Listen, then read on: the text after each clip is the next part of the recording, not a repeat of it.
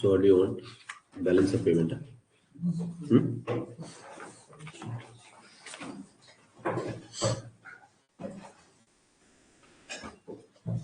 So balance of payments. POP. Yeah, insurance and pensions. DOP కావాలన్నారు. Insurance pensions. They said online లో చెప్పండి అన్నారు.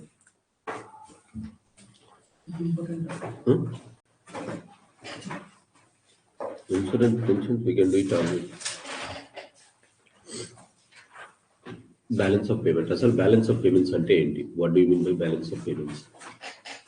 See, if you open the index page from chapter 1 unto chapter 16 and 19, chapter 16 and chapter 19, all these are speaking about only one country. All these are speaking about only one country, that is India. That is Indian national income. We speak about Indian national income, Indian planning, Indian reforms, unemployment, poverty situations in India, money multiplier in India, inflation in India, monetary policy of India, fiscal policy of India, markets inside India, how our banks are present, how our insurance markets are present, how our pensions are present. These are the things that is present. So everything is about India. But in a globalized economy, economics is not about India. It is about how India is integrating with other countries also and how other countries are integrating with India. So somewhere our economy is integrated with global economy is also integrated with our economy. Particularly after LPG reforms, this integration has been expanded in the form of globalization.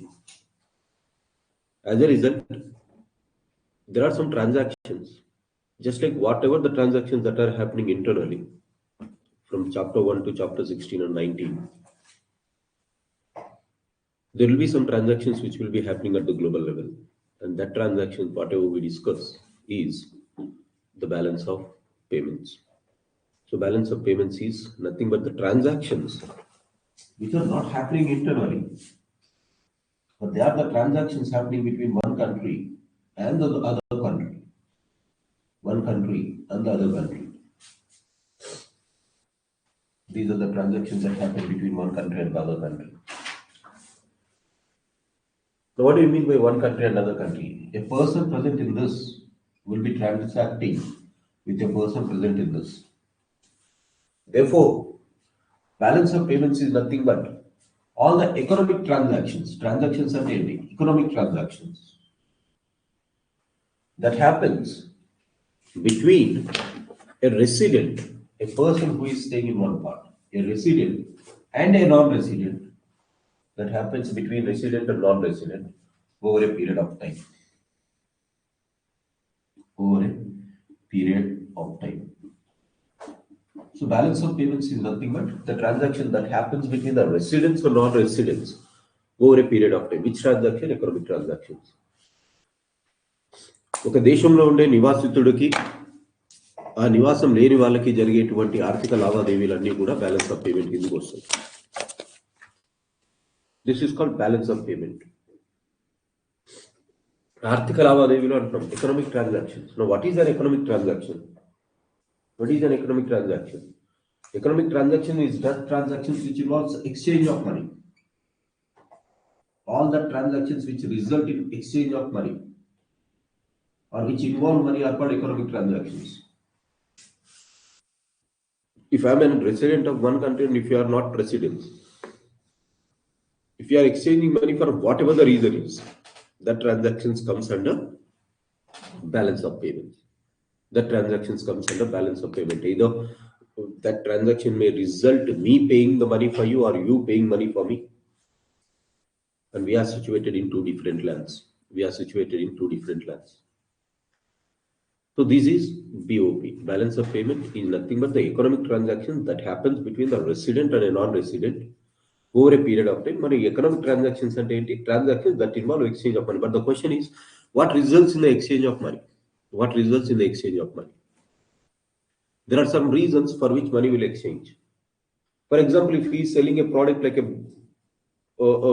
anything like a pen, paper, if he is selling me, maybe I have to pay him. So, exchange of money happens because of some reasons.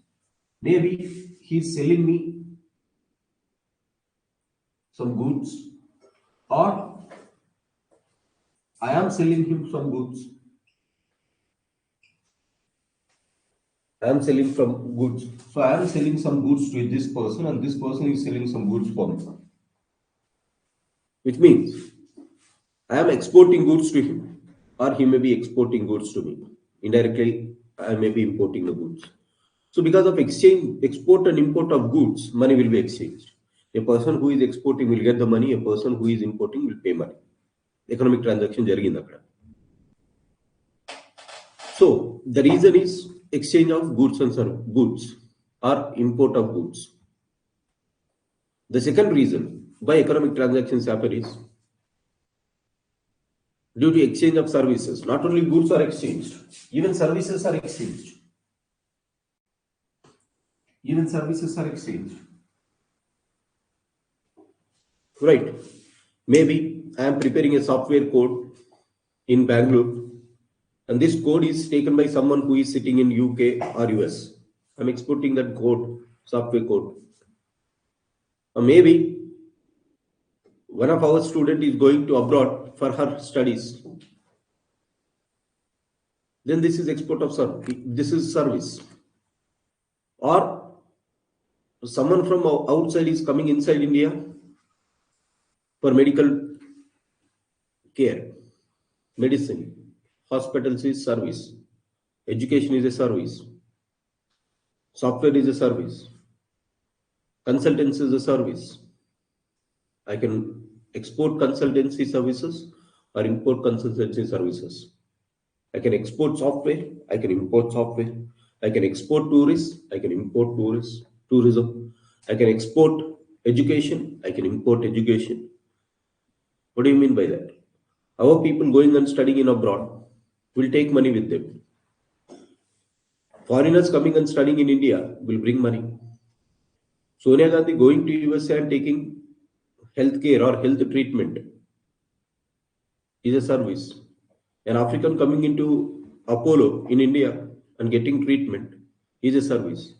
So I'm not only exporting the so-called goods like this dress or this book or this duster or this tie, nothing. Not only goods, even the services are exported and imported. The result is I am resulting in exchange of money. Either money is crossing or money is coming. So anything that makes money to cross or money to come comes under BOP. So that crossing of money can happen with your goods, crossing can happen with the services. This is second thing. So money has to cross your border, be it going out or coming in. This can happen due to export of goods and import of goods. Export of service, import of service. But what is an export? What is an import? What do you mean by an export and what do you mean by import? Asal export and import and what do you understand by that? Export and import. Export is anything that brings you money. Export is anything that brings money to the country. Take for example, from my country, if some money is coming inside, that is export. If money is leaving, that is import. How to define an export? Export is any activity that brings money for the country. Import is any activity that takes away money from the country. That can happen due to export of goods or import of goods, export of services or import of services. So exports and imports can be of goods and services.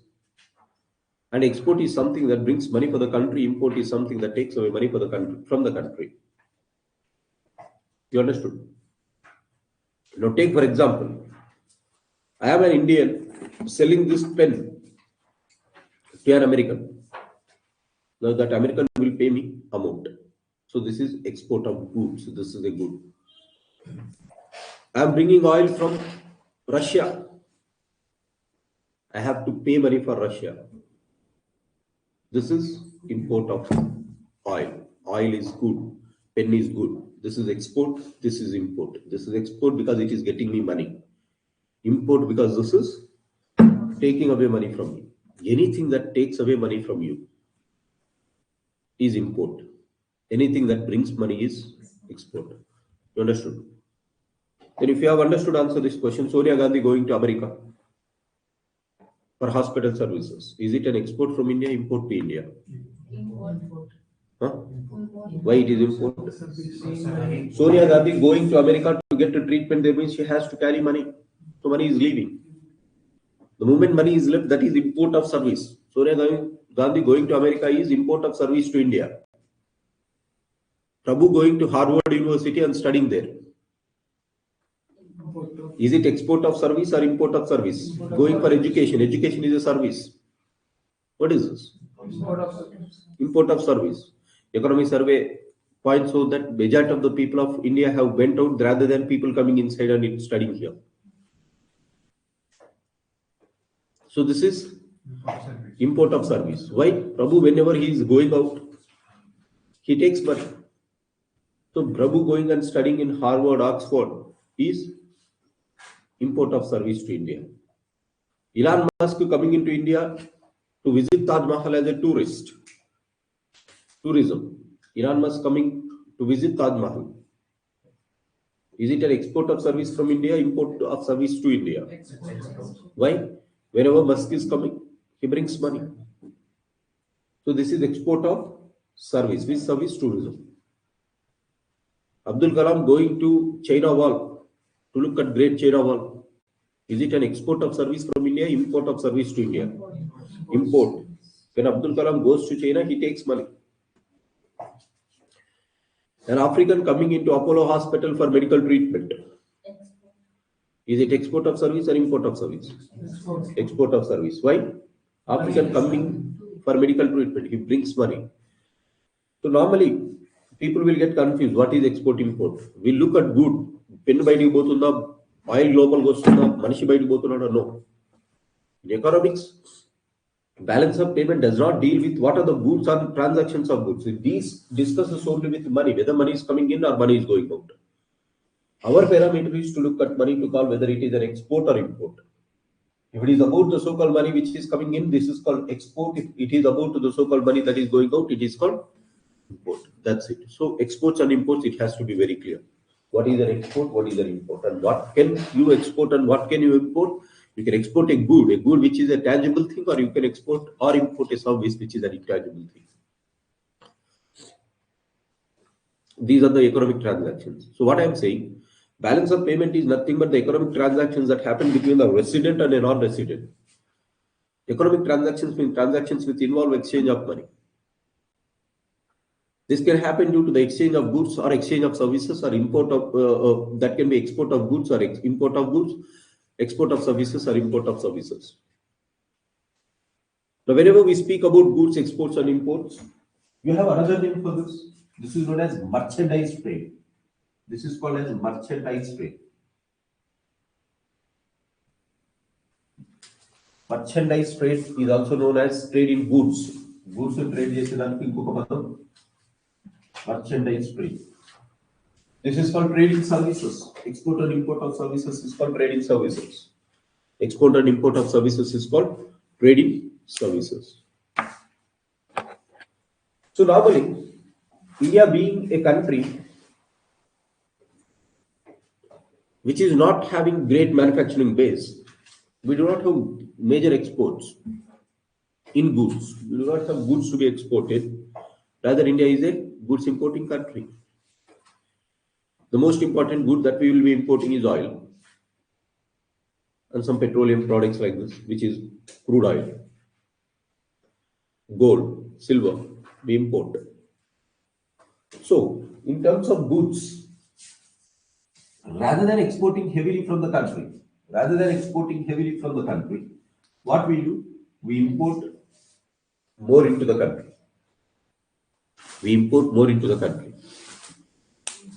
So when we import more goods, what happens to money? Will money be coming in or going out?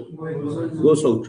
So for goods, the goods, if we take balance, as we have less exports and more imports, less exports of goods and more import of goods, money will be going out heavily for this rather than what is coming. So this is the balance is somewhat negative for us in the merchandise trade. Balance is negative for us, which means more money is going out than that is coming in. But if you take services after 1990s, thanks to the so-called service sector, that is called software sector, what has happened? We started exporting more amount of services, consultancy services, software services than we are importing. As a result, if we take the balance here, if we export, I'm speaking about services. If we export service and import service, services are more exported from the country, particularly the so-called business process outsourcing, consultancy services, that is the top, followed by software services. So as we are exporting more services and importing less, what happens? Here, balance of services, balance in services is positive. Balance in services is positive. Whereas balance in goods trade లో balance ఏముంది negative ఉంటుంది భారతదేశానికి అదే ఇక్కడ positive this is the thing so India will have normally negative balance of trade in goods, whereas balance of trade in services is positive. If we take both, then I can take a balance. Here there is negative, here it is positive. What if I take the entire balance of goods and services? Entire balance of goods and services, still it is negative. Because the amount of negative that we have in the export, in the so-called balance of trade in goods is overcoming, or it is outweighing what is the positives that we are doing in the services. Hence, this is called balance of trade in goods, balance of trade in services. The entire thing is called balance of trade. The entire thing is called balance of trade. So trade ante vaanignam. So trade will be of two things. Trade in goods, trade in services. Trade in goods means goods can be exported, goods can be imported. Trade in services means services can be exported, services can be imported. So like this, first thing is, I am speaking about balance of payment. Whenever I speak about balance of payment, I have to look at the balance of money that is coming in or leaving out after doing some economic transactions between two countries. Now, if you look at this, that can happen due to trade. The trade means trade can happen due to trading goods, trading services. Goods can be exported from the country or imported to the country. Services can be exported from the country or imported into the country. And generally from the country, the total number of goods imported are higher than exportation. Total number of services are higher, exports of services are higher than this. So if you take the trade balance of goods, balance of trade in goods, it is negative for the country. If you take balance of trade in services, it is positive. The entire, this is called balance of trading goods or merchandise balance account, because this is called trade goods. This is balance of trading services. If you take entire thing, this is called balance of trade. Balance of trade at ending, balancing goods trade, services trade. Now goods can be visible, hence these are also called as visibles. Services are invisible, hence these are all called invisible.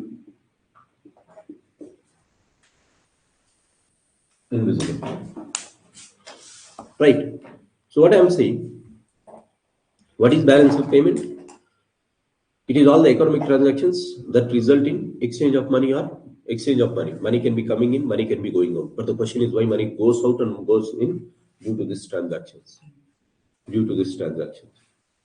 Is this the only transactions through which money is exchanged? Question is this the only transactions through which money will be exchanged? డబ్బులు ఇది ఒక్క transactions వల్లైనా goods ద్వారా export import లేకపోతే services ద్వారా exports imports ద్వారా మాత్రమేనా డబ్బులు exchange అయ్యేది, ఇంకా ఏదైనా కారణాల వల్ల వచ్చా? That is the next question. Yes, money can be exchanged for other reasons also. Maybe I may be going to an American asking loan. Just like Government of India can ask from any part of the country. Government of India can go to other countries, can ask. Then directly money will be given by that country to me. So money will be coming in. Is it not an economic transaction? Yes, you are going on borrowing. Borrowings comes under economic transactions directly. So loans will come.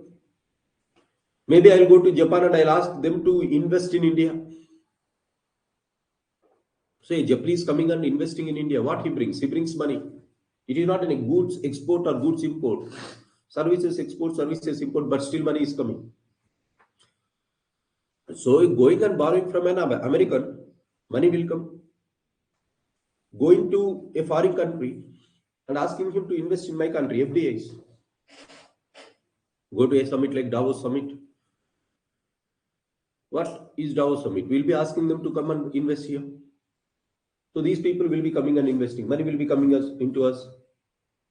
Or similarly, I can give loans to some other country. Maybe I'm taking from USA, I might give it to Pakistan, I might give it to Afghanistan, I might give it to Sri Lanka.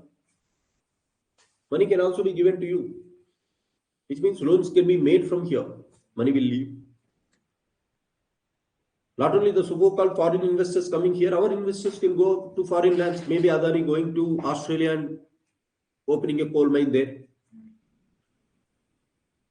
Ambani going and operating in some oil mills in the so-called Venezuela. So these people are going there and investing. Just like foreign investors are taking money inside the country, are getting money inside the country, our people will take money when they are investing outside. Just like I borrow from America, I can give it to Sri Lanka also. When I give, money will cross. When I get, money will cross. So through borrowings, through investments, I can get money, or I can pay money. I can take money. So these are not only the things. When I say economic transactions at the global level, these are not only the things. Even for borrowings, money can be exchanged. Even for investments, money can be exchanged, and borrowings can be done by central government according to Article 292 between two countries. And corporates can also borrow, not only central government. Even corporates can borrow. What stops the so-called corporate like Ambani going and borrowing? Adani going and borrowing? Jack Ma borrowing from India? Elon Musk borrowing from India? No one stops. So borrowings can be done by the government, borrowings can be done by the corporates. If government borrows, that is called sovereign borrowings. Corporate borrows, that is called external commercial borrowings.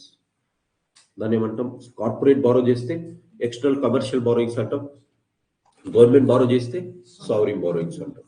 But these are common. So money can come through loans or money can go out by giving loans. Money can come through investments or money can go for investments. Money is going out or money is coming in through these transactions also. As this is a transaction which is involving money, this is called balance of payment. Slow sooner transaction is understood. This is one way. Now see, whenever an American gives me money, say I have borrowed 1 lakh from her and money is coming into my country, money will not come for free. What I have to pay for them? There is a debt obligation where I have to pay interest rate. Is not money going out here? Whenever I pay interest rate, money is going out. If I have given a loan to Sri Lanka, what Sri Lankans should do? They will pay interest rate to us. They will pay interest rate to India. Again, interest rate is nothing but money. Money is going out or money is coming in. So this is another transactions. Taking loans is one transaction. Paying interest is one transaction.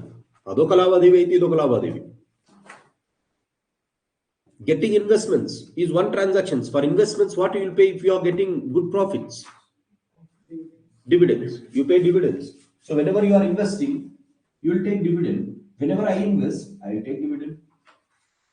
So this is also one form through which money can be exchanged. So money can come into your country not only due to loans and the so-called investments, but it can also come. If I have given loan, interest rates can come. So money is coming. Dividends means money is coming. Similarly, I can give it to outsiders also. So these are another transactions. These are another transactions. So interest payments, dividends is one thing through which money can come and money can go.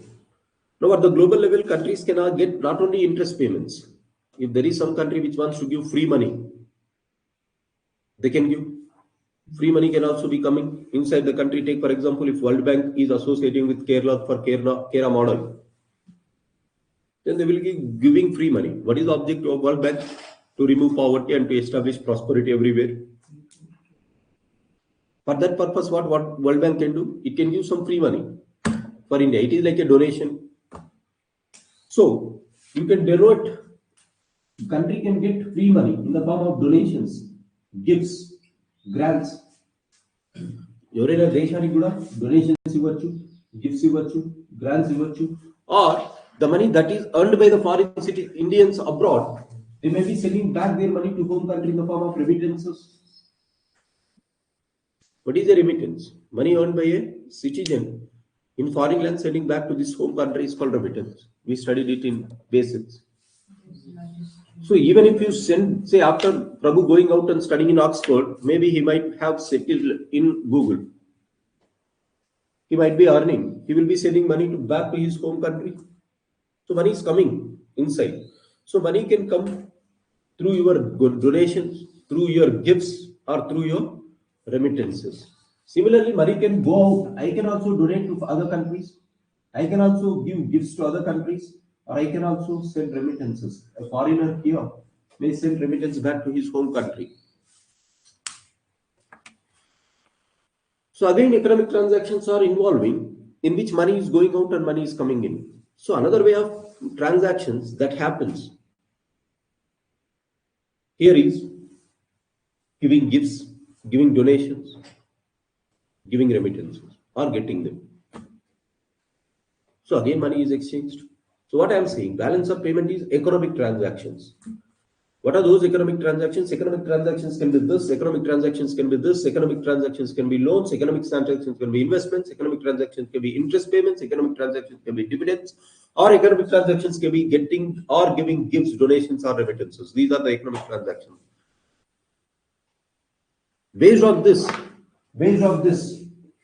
I can also say economic transactions are not just the transactions which are involved in the trade of goods and services, not just the economic transactions which are involved in the trade of goods and services, but it also involves services, interest payments, dividends.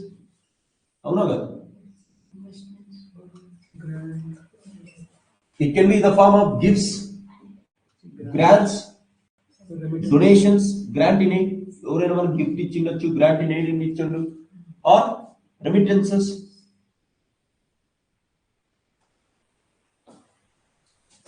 Or it can be through loans, that is called borrowings.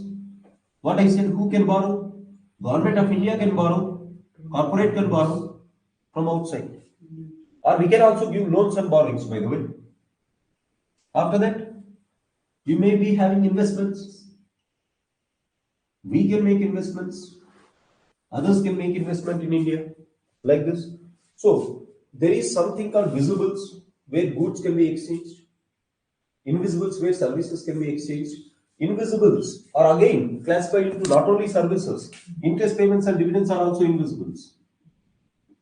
Invisibles is not just services. This is one part of service. Invisibles. Invisible is not just services. You have services. Interest and dividends. Interest and dividends payments is also involved, which means I can get interest, I can get dividend. I can get interest, I can get dividend. When I get interest, interest. When I have given loans, or my corporate has given loans, they will get interest. When we get dividend, when we have invested in foreign countries. When we have invested in foreign countries, we get dividend. Similarly, just like this income, interest can be paid from the country. Dividends can be paid. When we will pay interest to the foreign countries? When we will pay dividends to the foreign countries? When foreigners have given loans to us, or foreigners have invested here, what they do? They will pay. So money, what is balance of payment? Balance of payment is nothing but economic transactions that happens between the resident and non-resident. Economic transactions. Economic transactions means transactions which involve money. And money is done due to this, due to this, due to this, due to this. I can also get gifts, grants, remittances. So, how I get? Maybe I may be getting gift. A prime minister of the country went to other countries and he is getting some gift. President is getting some gift. Right. So, gifts can come inside. Grant in aid can come inside, which means someone is giving for us, or our citizens sending back money back to our home country. And according to remittances report of World Bank, global remittances report of World Bank, India is the top country in getting this remittances. So if you look at gifts that is given by India, grants given by India, remittances by given India, then money can also go out. So money can come in through gifts, grants, and remittances. Money can go out due to this. Money can come in due to the so-called interest payments and dividends, or money can leave due to interest payments and dividends. Whenever this is called services, this is called goods. Interest payments and dividends, these transactions are called primary incomes. We call them as primary incomes. These are called secondary incomes. Secondary incomes. So invisibles are services, primary incomes, secondary incomes. This is called loans, this is called investments. This is called loans, this is called investments. You'll get a dividend when you go out invest in foreign lands. You pay dividends when foreigners have invested in this. Investments can be going out, investments can be through in. Like this. So, you have primary incomes and secondary incomes. Here you have loans, investments. Investments are again classified depending upon the size of the investment. They're classified into FDI and FIA. I'll come to that. But investments is one strategy to which you can do it. Similarly, take for example, SBI is giving you 5% for your money. You want to invest in a bank. SBI is giving only 5%. But there is a bank called Bank of America. It is giving you 15% interest.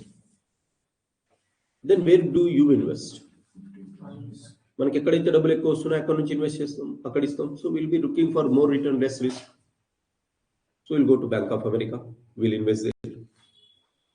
So today in a globalized world, you can invest in SBI, you can invest in Canara Bank, you can invest in Developmental Bank of Singapore, you can invest in the so-called American bank.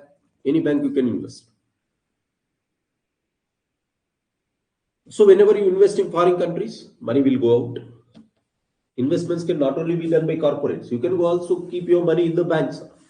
Similarly, take for example, American bank is giving 3%, Indian bank is giving 20%. What will be the tendency of the Americans or who are not residing in this part of the world?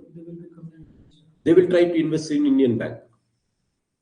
These deposits, which are made by an citizen in foreign banks, a non-resident in foreign banks, that becomes FCNR deposits. That becomes FCNR deposits. Foreign currency non-residential deposits. What is foreign currencies non-residential deposits? These are the deposits made by a non-resident by bringing foreign currencies inside an Indian bank. Or this is an Indian taking away the currency and investing in foreign bank. These are called FCNR deposits. అంటే ఒక కంపెనీనే వచ్చి invest చేయనక్కర్లే. Investments can also be done by you, but this is saving investments like this, FCNR deposits. You understand? So like this, you have FCNR also. Whatever it is, money can come in, money can go out. So whenever I say balance of payment is nothing but the economic transactions that happens between the residents and non-residents, what do I mean?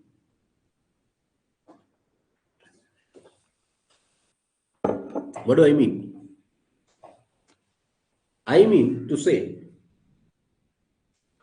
balance of payment is nothing but the money that is exchanged between the resident and non-resident. And the money can be exchanged due to this.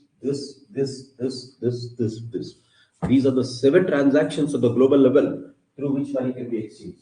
These are the 7 transactions at the global level through which money can be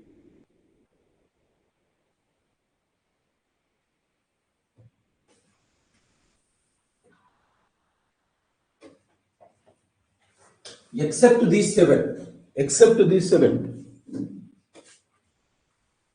there will be no other transactions which involve exchange of money.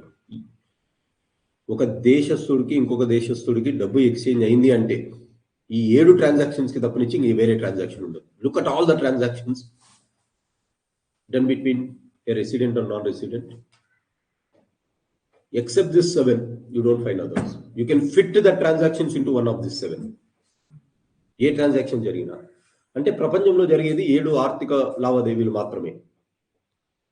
Goods అన్నా ఉండాలి, services exports అన్న imports అన్నా ఉండాలి, లేదా interest payments dividends అన్నా ఉండాలి, మనమన్నా చేయాలి, వారన్నా మనకు పే చేయాలి, లేదా గిఫ్ట్స్ ఇవ్వాలి, మనమన్నా ఇవ్వాలి, డొనేషన్స్ తీసుకోవాలి, మనమన్నా తీసుకోవాలి, రెమిటెన్సెస్ పంపించాలి లేదా వస్తాయి, లేదా అప్పులు తీసుకోవాలి, అప్పులు ఇవ్వాలి, ఇన్వెస్ట్మెంట్స్ చేయాలి, ఇన్వెస్ట్మెంట్స్ తెచ్చుకోవాలి, లేదా హెచ్సిఎల్ నాట్ డిపాజిట్స్. ఇవి తప్పనిచ్చి ఇంకా ప్రపంచంలో there is no other transactions which happens. All the transactions which happens can be divided into these 7 transactions. So what do we mean by balance of payment? Balance of payment is nothing but all the economic transactions that happens between a resident or non-resident over a period of time. What is economic transaction? Money transaction. What are such transactions? These are the transactions. So balance of payment involves these 7 transactions. You understood? Clear here, everyone? Now, if you look at again these 7 transactions, ladies and gentlemen, there are certain transactions 1, 2, 3, 4. These 4 transactions is going with one nature. The last 3 is having another nature. If you look at these 4, they have one nature, and if you look at the last 3, there is another nature. Do you find any difference between loans, investments, FCNRs and these 4 transactions? 1, 2, 3, 4. Do you find any difference? What is the difference? Long term. I can invest today in the stock market, in your stock market, tomorrow I can take. Who is stopping me? I can deposit in American bank today, tomorrow I can withdraw. I can borrow today, I can give it tomorrow. Very long term and short term. There are only goods and services. There are only money involved. Goods and services are only 2. I said 4. 1, 2, 3, 4. It is not good. It is not good. It is not service. It is not service. Goods and services and you are restricting till to 4. I am asking why there are 4. Transactions occurs at both sides. If it is transactions occurs at both sides, if it is interested, if it is loans, interest payment will be done by. Come again. Transactions happens at the both sides, sir. If it is, if we are getting loan, we have to pay interest rate. It's definitely happening at 2 sides.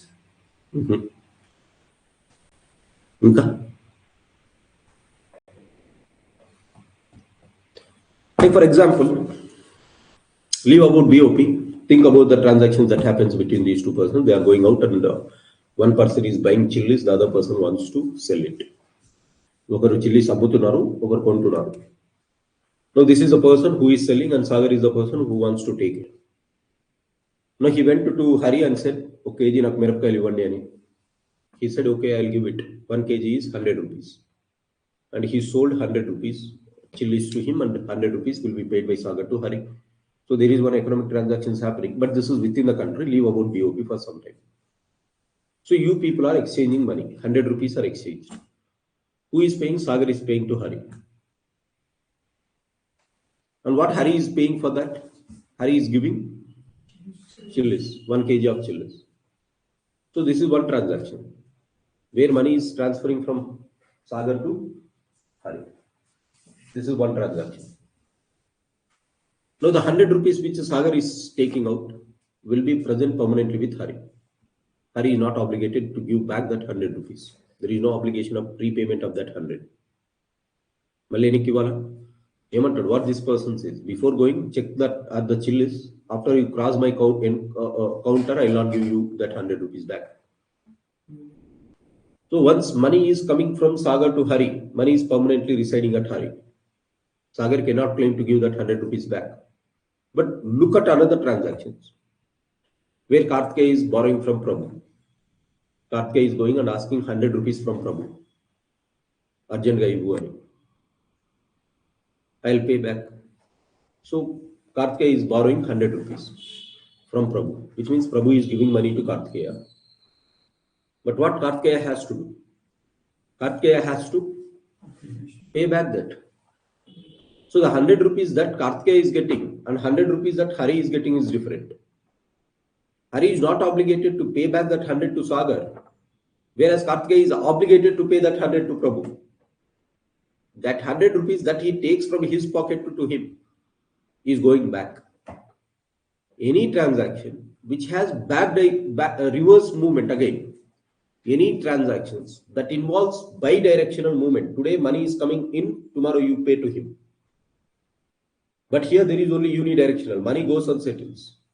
Any transaction that involves unidirectional flow of money, any transactions that involves unidirectional flow of money, they are called as current account transactions.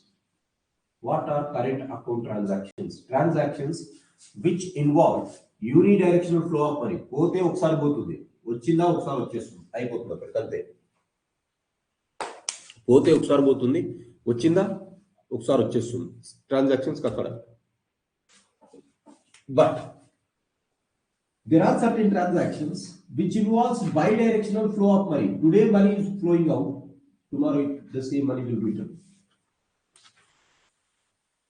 This is bi-directional movement of money. Any transactions that involve bi-directional movement of money are called as capital transactions. Look at the so-called trade in goods.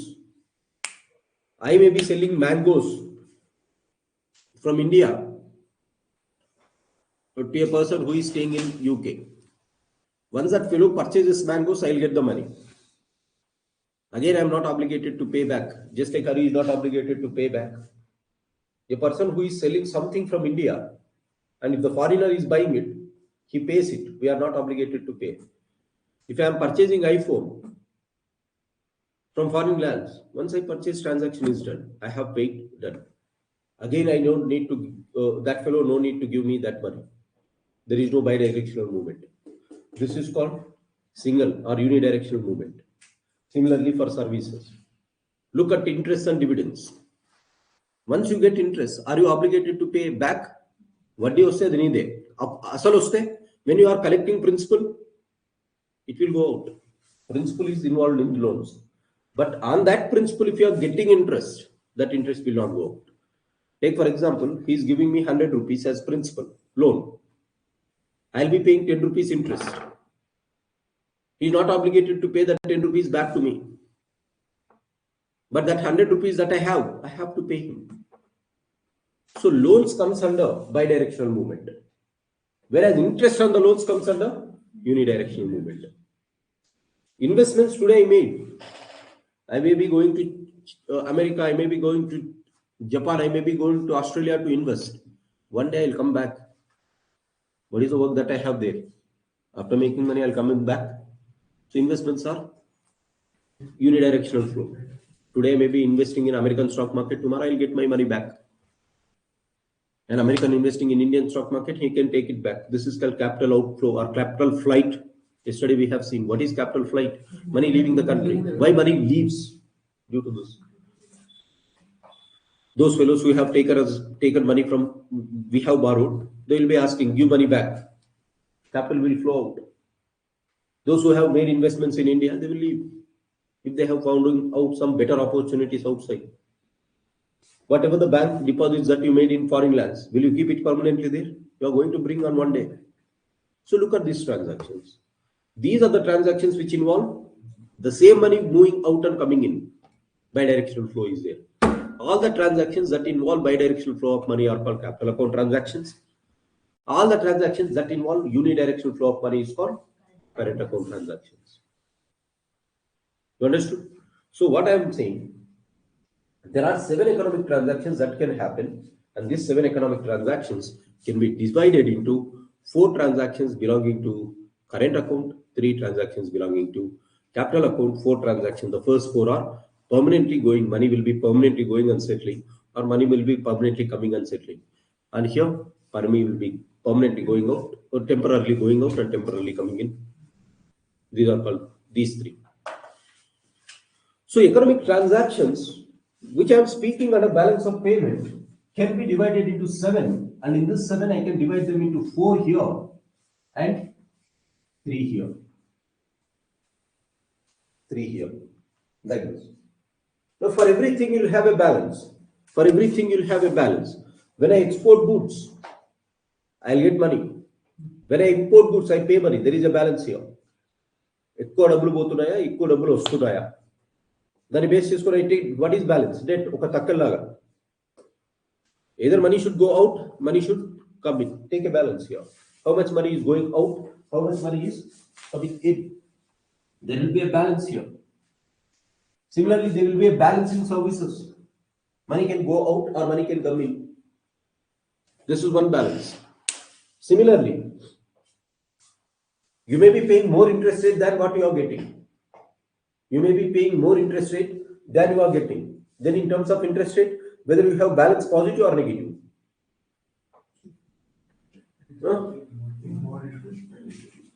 You are paying more interest rate than what you are getting. Then balance of payment happens what? Negative. So you are paying more here, less in less. So it can be negative. You can be paying more dividends than what you are getting. Again, that becomes a negative component. So primary incomes again can be positive, negative.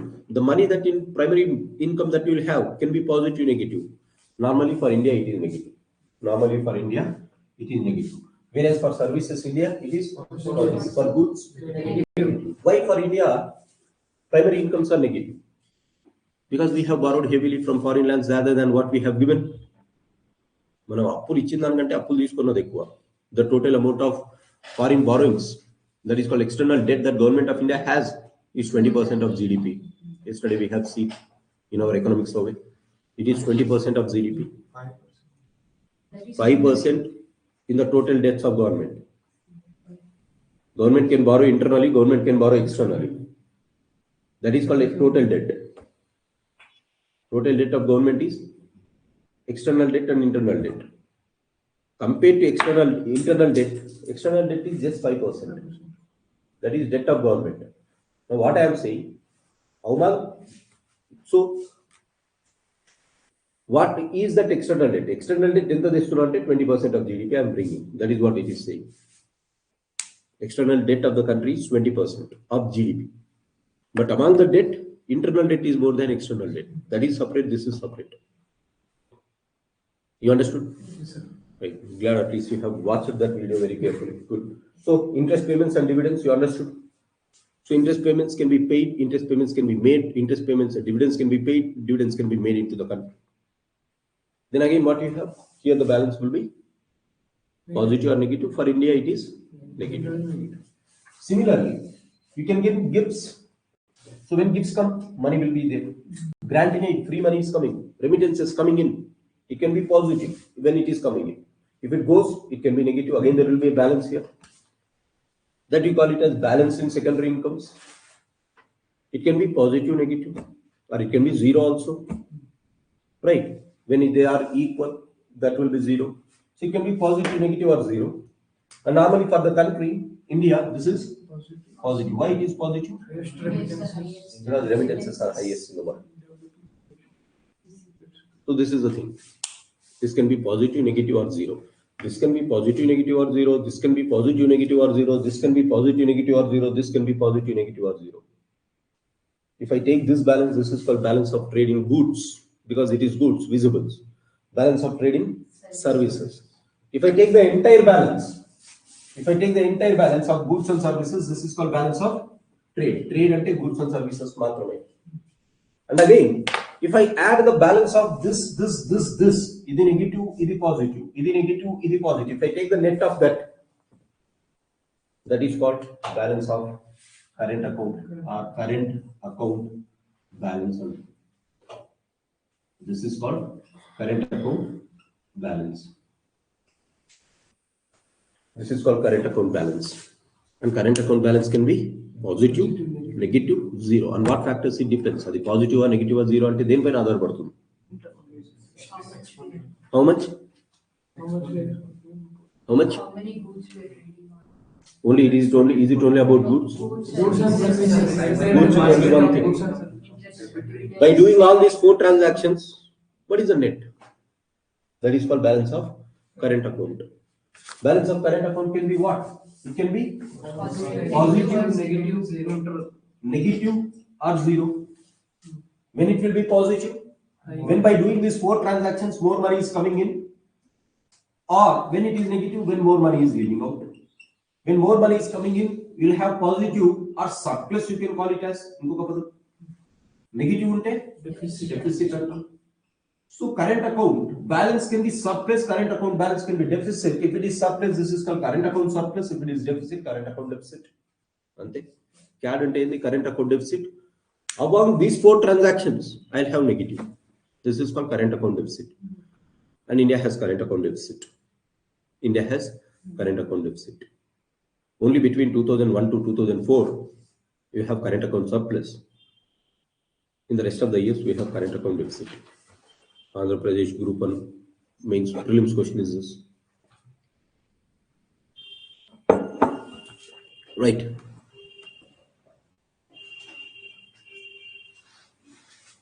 Ismail, Vimala, yeah. So this can be current account can be surplus or current account can be deficit. You understood? Right. So India normally have current account deficits. Look at this. Capital transactions. Money can come in and money can go out. So loans can be given, loans can be taken. Investments can be given, investments can be taken. This can have positive or negative.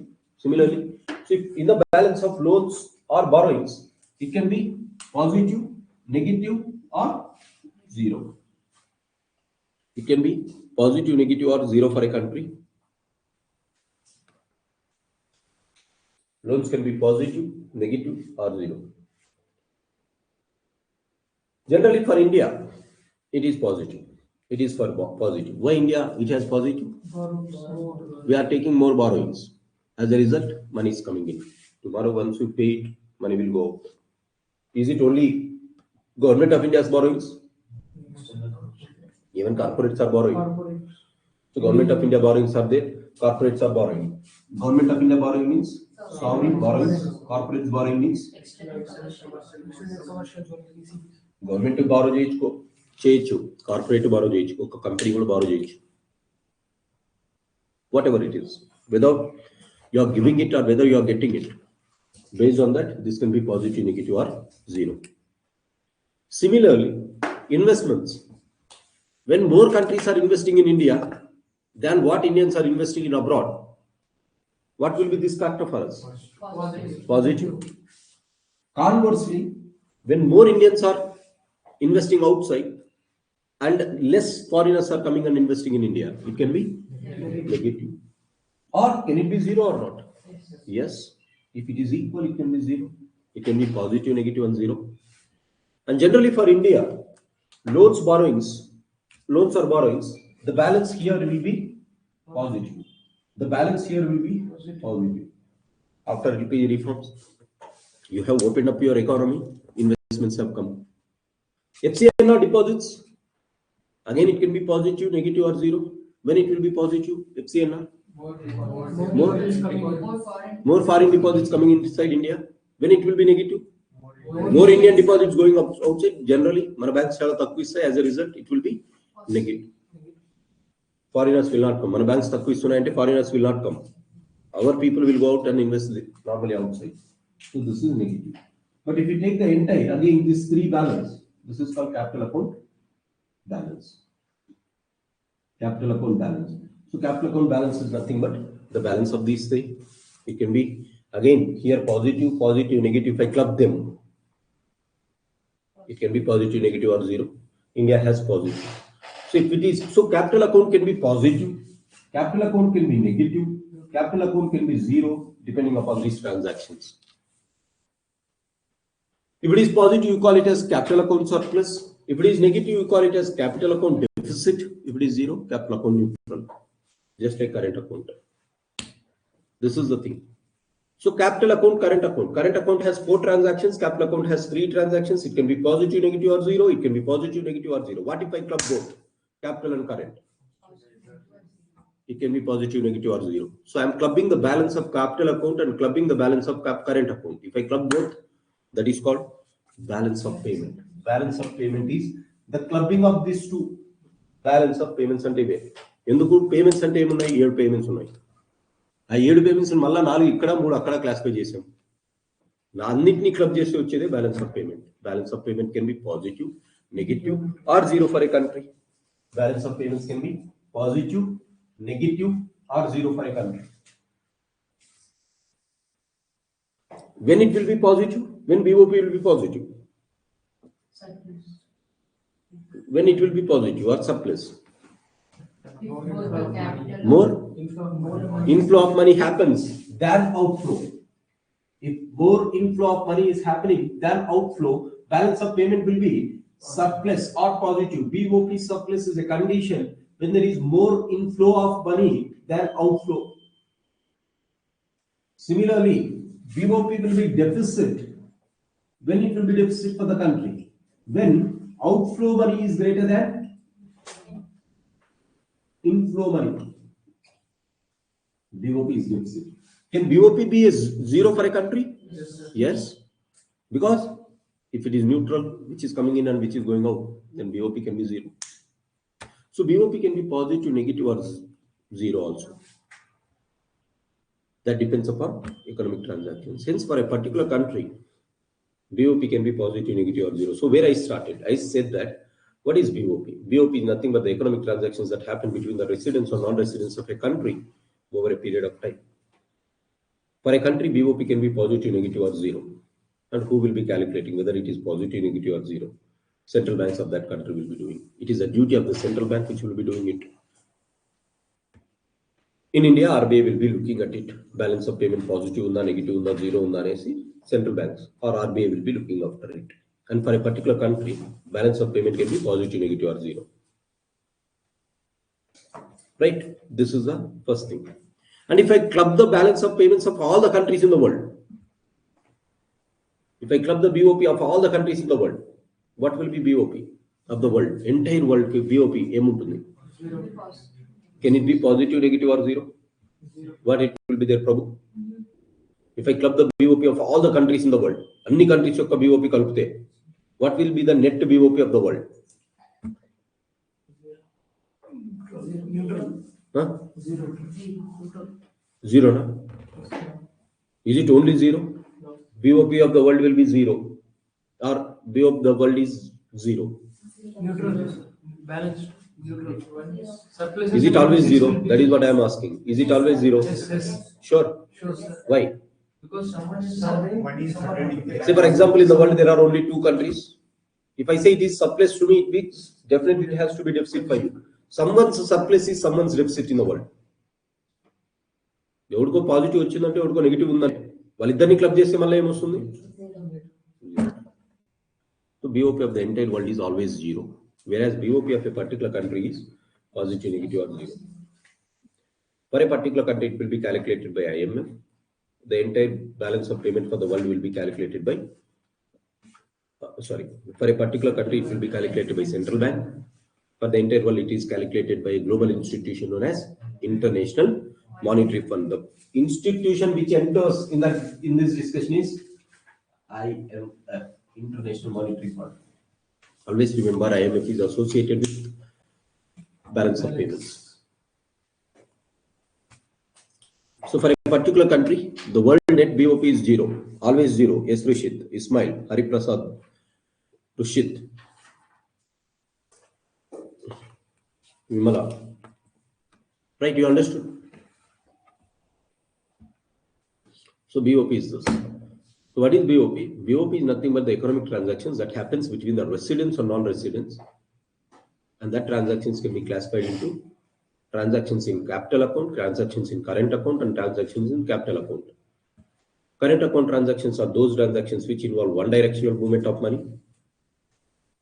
Capital account transactions are those transactions which involve bidirectional movement of money. Unidirectional flow of money can be divided into four types. One is balance of trade in goods, balance of trade in services, or primary incomes and secondary incomes. Balance of trade involves exchange and export and imports of goods, or export and import of services. When I calculate only for goods, that is called merchandise trade. When I calculate for services, that is called trade in services. If I club both, that is called balance of trade.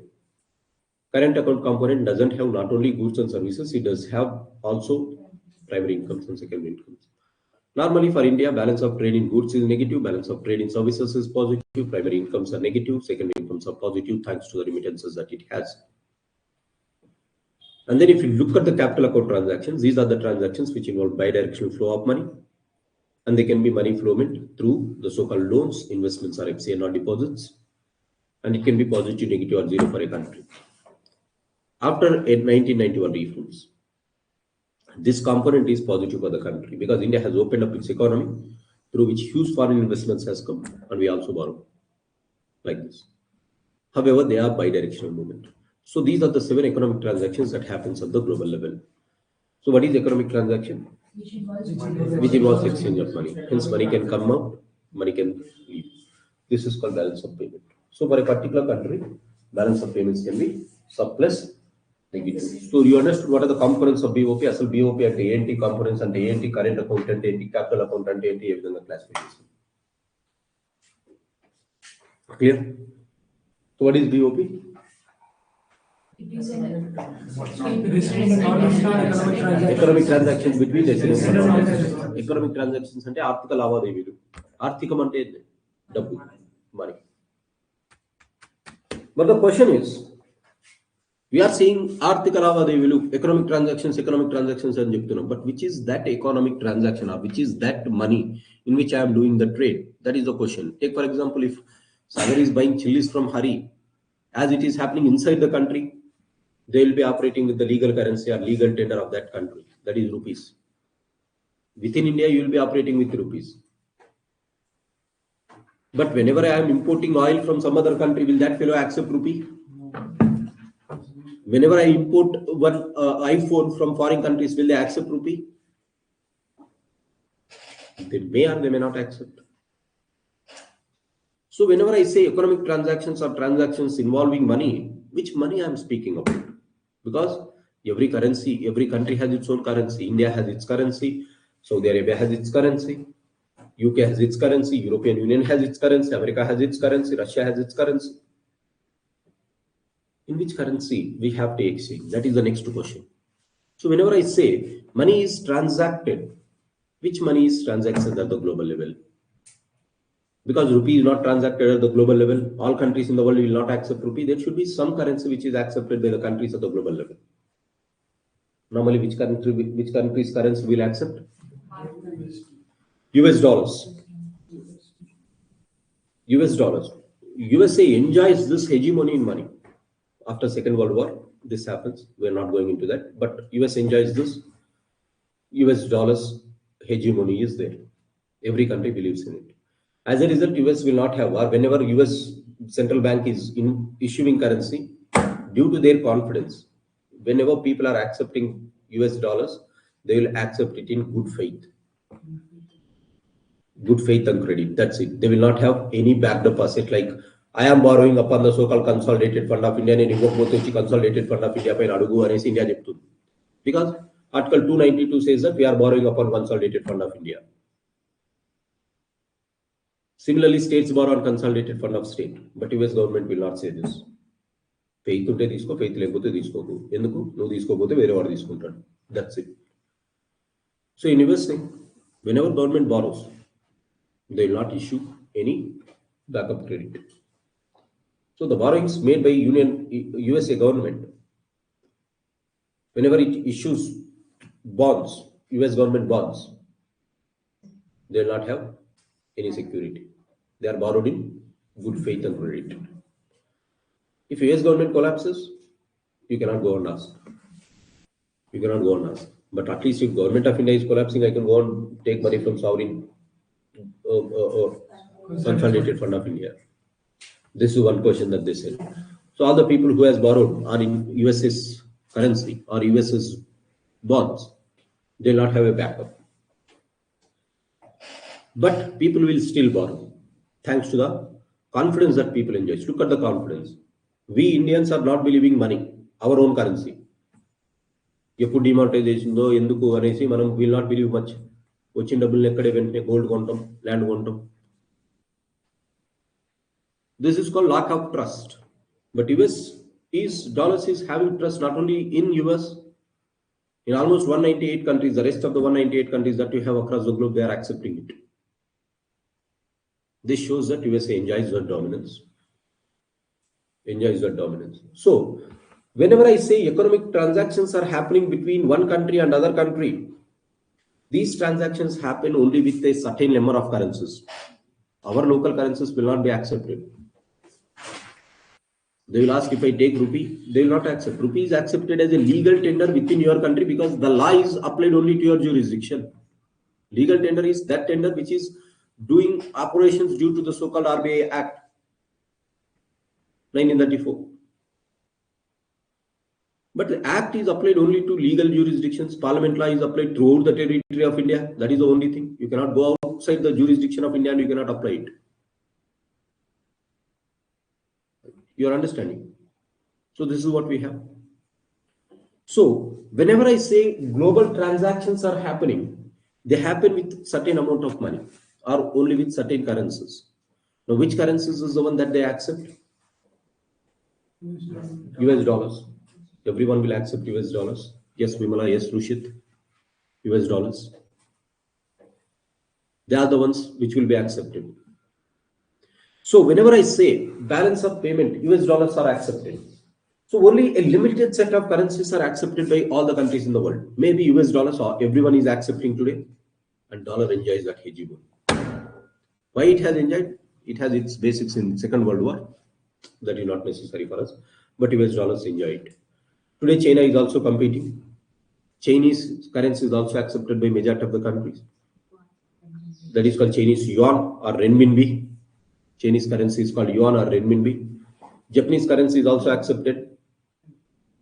Japanese currency is called yen. United Kingdom's pound sterling is also accepted, and European Union euro is also accepted. So these are the 5 global currencies which has transactions. These are the currencies which can be accepted at the global level. Among these 5 also, which is dominating, 80% is dominated by US. Why US is such a powerful country? It is not just because of the military power, or this is not because of the scientific power. Israel has military power, Israel has scientific power, but that is not a hegemon. Why America is there? America controls the trade, controls the rupee. Whichever country controls rupee, or whichever country controls their currency at the global level, this is called. That country becomes hegemon. US enjoyed hegemon for that. So what I say, whenever I say global transactions are happening, transactions happen at the global level due to the so-called involvement of the currency that is involved here is global currency. Now what is global currency? Currency which is accepted by all the countries in the globe. That is called global currency. Maybe your US dollars, Chinese renminbi or yuan, Japanese yen, UK's pound sterling, or European Union's euro. These are called global currencies. Currencies which are accepted at the global level are called global currencies. They are also called as hard currencies, HARD. Hard, because of the trust. But currencies, there will be some currencies which will not be accepted at the global level. They will be at max operated only in the local level. They are called soft currencies or local currencies. Rupee is a soft currency, local currency. Chinese renminbi is a hard currency. So, whenever your currency is accepted only in the local level, that is called local currency or national currency. A currency which is accepted at the global level is called global currencies or international currencies. Indian currency is what? A national currency. So, Government of India is trying to pull Indian currency into international currency. International currency ga చేయాలనుకుంటుంది భారతదేశం global currency. This process of government trying to make Indian currency from the local level to the global level, from the national level to the international level, is called as internationalization of Indian currency. This is called internationalization of Indian rupee. So what do you mean by internationalization of Indian rupee? The efforts of Government of India to convert Indian rupee from local currency to global currency or international currency. It is called internationalization of Indian rupee or globalization of Indian rupee. Unless that is achieved, India cannot claim a powerful country status in the world. All the powerful countries enjoy in terms of their currencies. This is what we have. So, what is the point? Whenever I say economic transactions are happening, all these transactions, there are only 7 transactions. All these transactions at the global level happens only in a fixed currencies or global currencies, and the majority currencies dollars. Majority currencies dollars. You understood? So balance of payment can be surplus, deficit, or zero for a particular country. Whenever I say balance of payment is surplus, what does it indicate? Balance of payment is surplus. More money is coming in than going out. When I say BOP is deficit, what is it understood? More money is going out than it is coming. This is balance of payment deficit. This is balance of payment surplus. So more money is coming in than which is going out. More money is going out than which is coming in. But the question is which money I am speaking about. Money బయటికి పోతుంది వస్తుంది బయటికి పోతుంది వస్తుంది అంటున్నా ఏ money? Which money I am speaking? Am I speaking about Indian rupee? No. Which money? Global currencies. That may be US dollars or whatever I said so far. So whenever I say money is coming out, money is coming in, money is coming out, money is coming in the so-called balance of payment, the money that I am speaking is not your local currencies, by the way, ladies and gentlemen. It is about the so-called global currencies. Maybe as it is dominated by dollars, you can consider it as dollars. We'll consider for some time dollars as the global currency. There are other 5 currencies, 4 currencies. Let's think that dollar is the one. So when I say BOP is surplus, dollars are coming in, then it is leaving out. Dollars are coming in, then it is leaving out. You understood this? Now look at this. Now look at this. Take for example, Sagar is a person who is doing trading oil. He wants to import oil from Saudi Arabia. Sagar wants to import oil from Saudi Arabia. Then Sagar has to pay to whom? Saudi Arabia he has to pay. Now in which currency he has to pay? He has to pay in dollars. I said think for some time dollars. Global currencies chala untai dollar anukondi. So he has to pay dollar. Saudi Arabia is accepting dollar. He has to pay only in dollar. And America made Saudi Arabia and West Asian countries to accept dollar only. Right. In the initial days, they made dollar dominance. What do you call that? Trade anta kuda dollars lone cheyali anesi it will request these West Asian countries initially after Second World War. So that is another story. Look at this. So whenever Sagar wants to import 1 liter of oil from Saudi Arabia, he has to pay in dollars. Maybe the Saudi Arabian person is asking dollar. Or whenever Hari is selling mangoes to UK person, a person staying in London, purchasing mangoes from Hari, in which currency they will pay? Global currency. Think dollars. So whenever Sagar wants to import oil, he has to pay dollars. Whenever Hari is exporting mangoes, he will get dollar. So this has to happen only in dollars. But whether Sagar has dollars in his pocket, sitting in Hyderabad, he may not be having dollars. He is having rupees. So if he is having rupees, he cannot do the trade, global trade. What he wants? Dollars. If he is getting dollar for his mangoes, he cannot use in the economic transactions of India. He has to convert into rupees. What Sagar has to do? Sagar has to convert his rupees into dollars. Hari has to convert dollars into rupees. Then only he can get that import. Then only he can use that money that he has bought from exports. So Sagar has to convert rupees into dollars. Hari has to convert dollars into rupees. Conversion of your local currency into global currency or global currency into foreign currency. Conversion of local currency into global currency and global currency into foreign local currency is called as currency convertibility. Is called as currency convertibility. So, ladies and gentlemen, for all these transactions that I have to do, I have to convert my currency into global currency. That may be dollars or dollars into rupees. I have to convert them here. This is called currency convertibility. So currency has to be converted for current account transactions. Currency can be converted for capital account transactions. Currency has to be converted for current account transactions. Currency has to be converted for capital account transactions. This is called currency convertibility. Currency in convert here. You have to convert rupees to dollars. You have to convert dollars to rupees. Then only this will be happening. Now, if I want to convert, at what rate I have to convert? That is the question. If Sagar wants to convert his rupees, he has rupees in his hand, he wants to get the dollar. At what rate he can get it? This is the question. At what rate Hari can convert his dollars into rupees? So currency convertibility takes at one rate, and that rate is called as exchange rate.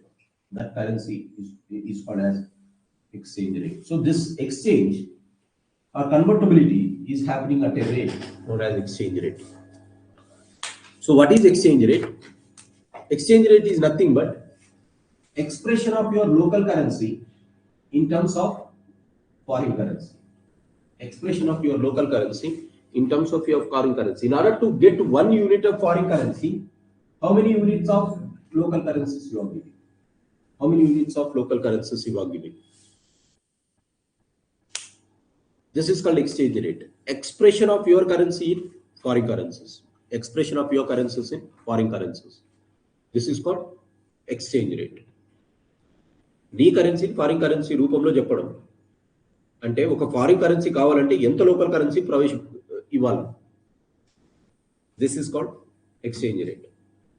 Normally $1 is equal to today somewhere around 92 rupees. Think that it is 90.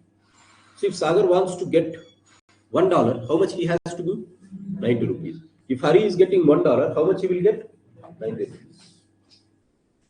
So this is called exchange rate. So what do you mean by exchange rate? The rate at which you can convert your currencies into global currencies and global currencies back to your local currencies. And that happens at one rate that is known as exchange rate. Exchange rate. The question is on what factors exchange rate depends. That we'll discuss in a while. You understood this? Exchange rate. So I have to convert. Why I have to do this convertibility? For doing these transactions. So currency has to be converted for current account transactions. Currency has to be converted for capital account transactions. First, you have to convert money. Now, when you are converting, government can keep restrictions. Government can keep restrictions.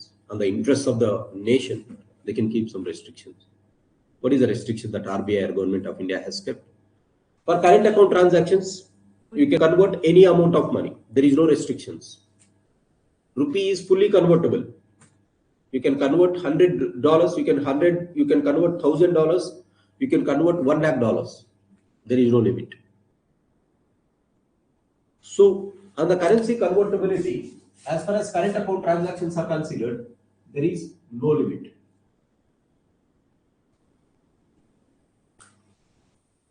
But on the capital account transactions, today, Government of India said there are certain limits. There are restrictions. You cannot convert entire money for capital account transactions, whatever you want. No, there will be some restrictions. So capital account transactions are not fully convertible. So your rupee in India is not fully convertible for capital account transactions. Rupee is partially convertible. That's it. Not fully convertible for capital account transactions. For current account transactions, 100%. So rupee is 100% convertible for current account transactions, but here only partially. Why only partially for capital? Because Government of India is very sure that if today you convert, take for example, Prabhu is having the capacity to get $1 lakh from outside. Today it will get, but tomorrow what if it goes? This creates a vacuum. Nide bane navilagi. Prasari nu inta ichinapu transaction chesi. And you can destabilize the economy. Once you get huge amount, it appears that economy is shining. But once it leaves, there will be darkness. So why are you creating that bubble?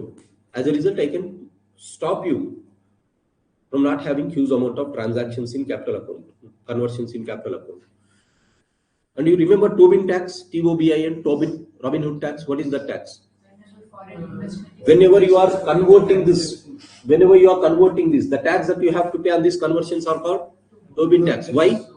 Because you fellows today you are coming with huge amount as if you are investors. Tomorrow if you leave huge amount, it is going to create vacuum. That is going to destabilize my economy. There will be some countries which are wanting this to destabilize wantedly the other country. In order to eliminate such fellows, they are called as Robin Hood taxes imposed. ఈరోజు వస్తారు huge investment చేస్తారు immediate గా profit తెచ్చుకుంటారు వెళ్ళిపోతారు. That is capital flight happens. In order to stop this capital flight is creating what? Global economic instability. As a result, I have to stop it. This is done through this process. So, therefore, rupee is not fully convertible for capital account transactions, whereas rupee is fully convertible for current account transactions. The reason you understood? This is the thing. Then, should we not convert this continuously? ఎప్పటికైనా సరే ఇలానే ఉండాలి అంటే government said will be converting this also 100%, but wait for some time. How much time? For that, SS Tarapur, there is a committee which was appointed in the year 1997, known as SS Tarapur Committee. And SS Tarapur Committee gave some recommendations. If you are fulfilling that recommendations, you can convert even 100%. So the committee has said in 1997, we are in the year 2027, 30 years has passed. We have not yet achieved the target. The target reach over. So that is another story. Right. So as a result, even today, currency is not fully convertible. You understood, guys? So whenever I say we are doing balance of payment transactions, balance of payments can be surplus, balance of payments can be deficit, or it can be zero. What is the thing that I am speaking about? We are speaking about the transactions that happens due to the money that is coming in or going out. The money that is we are speaking is currency, is global currency or hard currency.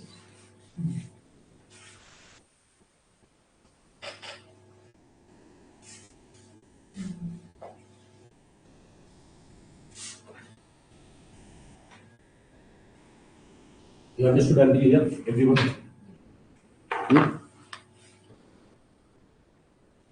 Pujita, Srilekha, Rishit, Rashmi, Sudharma, Anuradha, Sumant, Hariprasad, Vimala, Ismail, Prabhu. You understood until here? So, what I am saying,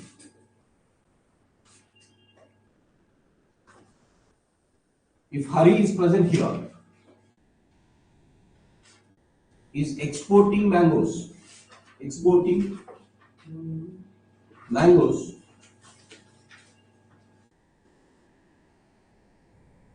1 kg of mangoes, he is exporting in the global market and he is charging it as it is global market, he cannot express in rupees, say he is expressing in dollars. So he wants to export 1 kg at $1. Whoever wants to buy in the global market, let them buy Hari's mangoes at 1 kg is $1. Similarly, say for example, Sagar is importing oil, importing oil from Saudi Arabia. As he is importing oil, the Saudi Arabians will not express in dirhams or they will not express in rupees. Rather, they will say 1 liter of oil is $1. 1 liter of oil is $1. Hence, if Sagar wants to import 1 liter of oil, he has to pay $1, and Hari will get $1 into the economy. That is why he is called exporter, he is called as importer. Like this. But the problem is, Sagar will not have dollars. As he is operating within India, he doesn't have dollars. He has to get dollars. He will have rupees. So go to some institution where you can convert your rupees to dollars. Convert your rupees to dollars. At what rate? Maybe to get $1, you pay 90 rupees. So Sagar has to pay 90 rupees. Go to such institution, pay 90 rupees, get dollars, and do the trade. So normally, RBI will be permitting some institution to convert it. Particularly banks will be there to convert it. So not all institutions will be doing. He has to go to some institutions and he has to convert. That will be happening at banks. Normally banks are allowed. Similarly, look at Hari. After getting $1, what Hari will do?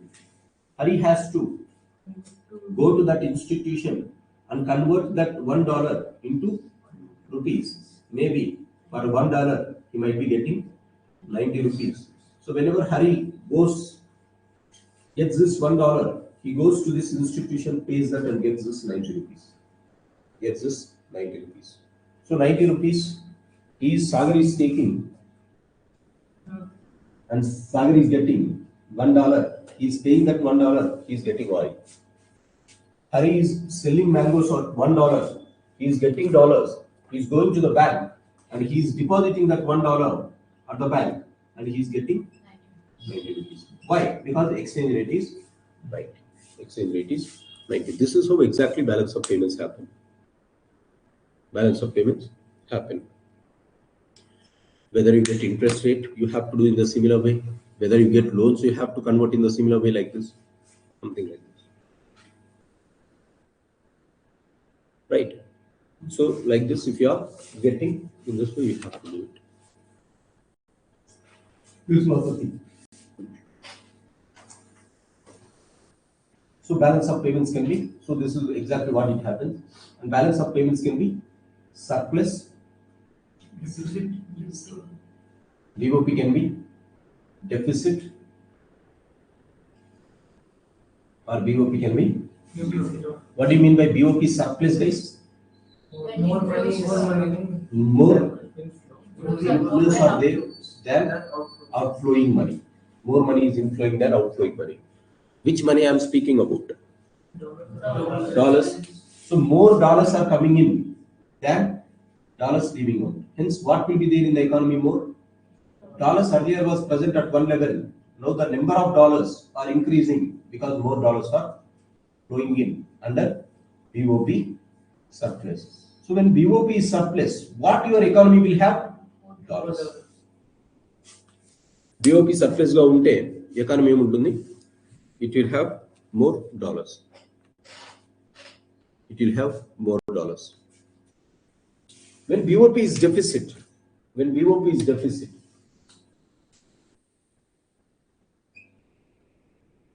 what does it indicate? More dollars are going out. Outflow of dollars is more than inflow of dollars. Since it will be negative, it will be positive. Hence, BOP is going out until minus, coming in until positive. So, BOP will be negative. So, what do you mean by BOP negative, ladies and gentlemen? Dollars are, less dollars are coming in, more dollars are going out. So, there will be, initially there will be some dollars in the economy. Now, dollars will be available less. The total number of dollars comes down. The total number of dollars are going up, or quantity of dollars are going up, quantity of dollars are coming down.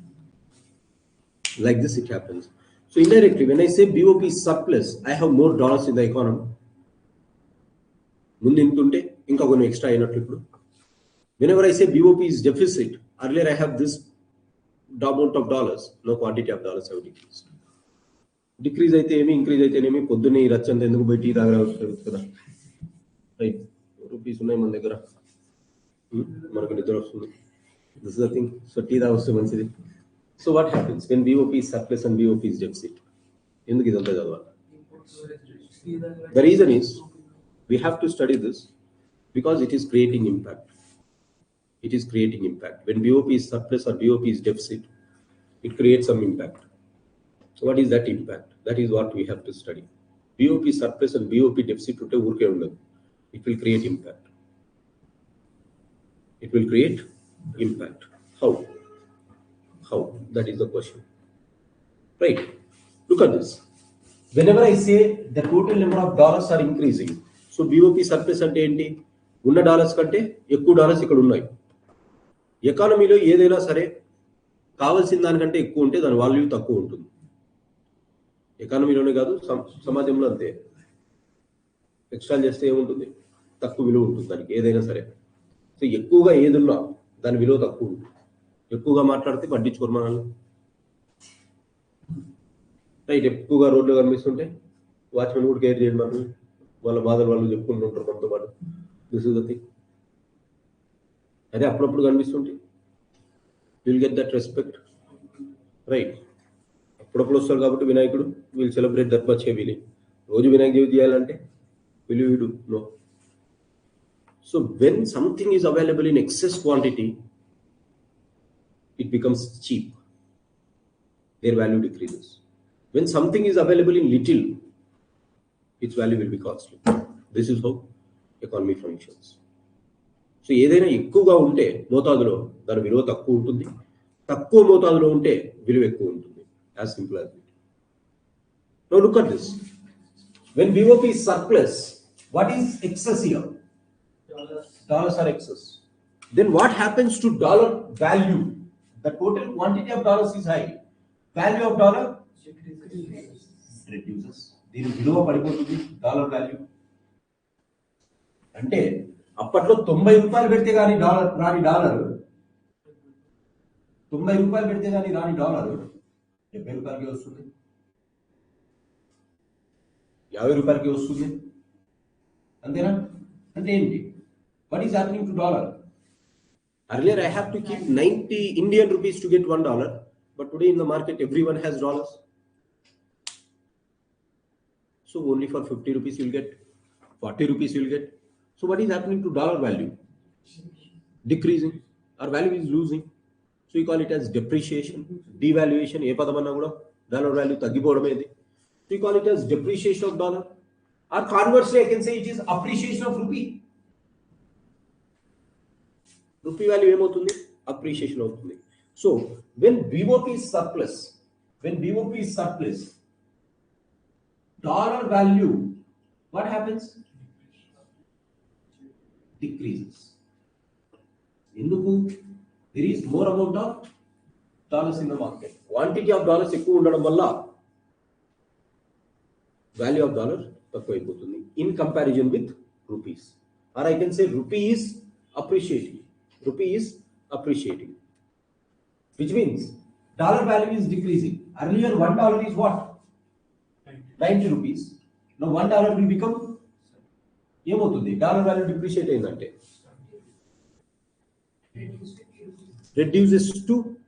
reduce below 90 అవుతుందా, above 90 అవుతుందా? Below 90 అవుతుంది. You can get $1 at 80 rupees. You can get $1 at 70 rupees. You can get $1 at 60 rupees. So dollar value is decreasing or not? Yes. ఎందుకు జరుగుతుంది ఇది? ఎందుకు? Why? Why? Question is why? Dollar? What? ఎందుకు increase అయింది? Why? Because more inflow is there. Why there is more inflow? By doing all these 7 transactions, somehow I created this inflow. అంతే కదా? Now, what happens when inflow is less than outflow. What happens when inflow is less than outflow? బయటికి పోయే డబ్బులు ఎక్కువగా ఉంది, లోపలికి వచ్చే డబ్బులు తక్కువగా ఉంది. Now what is that mean? Earlier dollars were present, now more dollars are going out. So dollars that is present, quantity of dollars that is present comes down. ఎన్ని డాలర్స్ ఉన్నాయో సమాజంలో లేకపోతే ఎకానమీలో అవి కాస్త తగ్గుతూ వస్తాయి. ఏదైతే తగ్గిందో, ఏదైతే చాలా తక్కువ మోతాదులో ఉంటుందో, something which is available in limited quantity, what happens to it's value? Increases. తక్కువ మాట్లాడితే ఎక్కువ విలువ ఇస్తాం అంటున్నా, తక్కువ మోతాదులో కనిపిస్తుంటే ఎక్కువ విలువ ఇస్తారు, రైట్? సో ఊర్లో ఎప్పుడు కనిపిస్తుంటే ఎవడు రెస్పెక్ట్ ఇవ్వడు, అప్పుడప్పుడు పోతుంటే like this. So earlier $1 is 90 rupees. Now what happens? In order to purchase the same dollar, I have to pay 100 rupees because dollar value is increasing. Earlier I was getting $1 at 90 rupees. Now I have to pay 120 rupees. 150 రూపాయలు ఇస్తే గానీ dollar రాదు. Similarly, $1 I have to get at 140. ఇలా ఇస్తే గానీ double Rao. So what does this mean? Earlier $1 is 90, now it is increasing to 100, going to 120, going to 140. What does this mean? What is happening to dollar there? 90 రూపాయలకు వచ్చే dollar 120 రూపాయలకు వస్తుంది, ఇప్పుడు 140 రూపాయలకు వస్తుంది. What is happening to dollar? The dollar is appreciating. Dollar value is appreciating because their quantity was decreased. Or what you can say, Indian rupee is depreciated. Indian rupee ఏమైంది? Depreciation అయినప్పుడు ఇక్కడ నుంచి ఇక్కడికి పోతే.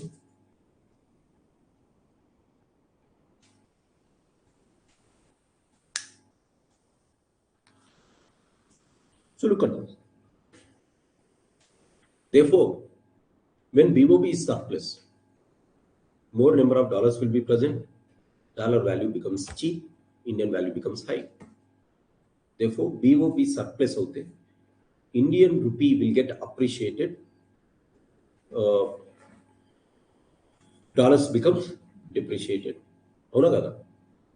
When BOP is surplus, dollars depreciate or rupee appreciate. Is it understood, everyone? When BOP is deficit,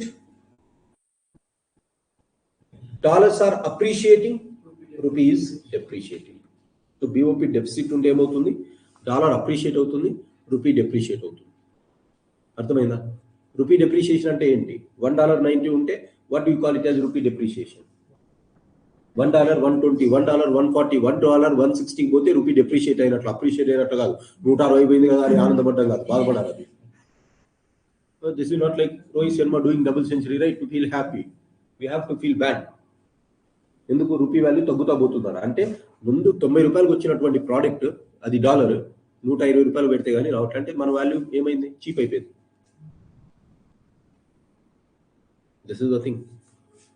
Now why $1 earlier you are getting 90, now it has went to 120 or 140? Why? ఎందుకు? Why? Volume of is decreased. Why volume of dollar is decreased? Because by doing these transactions, more money is going out than coming in. More money going out of the country than coming in means capital outflow. Capital is going out. Economic survey says this. There has been capital outflow in the country in the last 1 year. As a result, what is happening to rupee? Rupee ఎందుకు అంత పత్రం అవుతుంది అంటే people are leaving. Those who have invested in this country, they are taking their money back. Those who have been loans, they are taking back the loan. We are importing more and more. Our exports have been reduced due to the so-called Donald Trump's 50% tariff. When our exports will go? Who will buy our products when tariffs is high? 10 రూపాయలు పడాల్సిన పెట్టి 15 రూపాయలు పడుతుంది. Who will buy it? No. So you'll get less dollars whenever you export less. Something like this. Understood? This is how it is creating trouble on the dollar. This is how it is creating trouble of the dollar.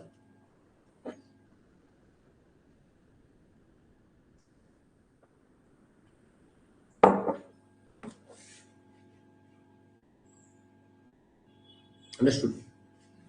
అయితే ఇది appreciate అయితేనేమి, depreciate అయితేనేమి, then why we have to worry?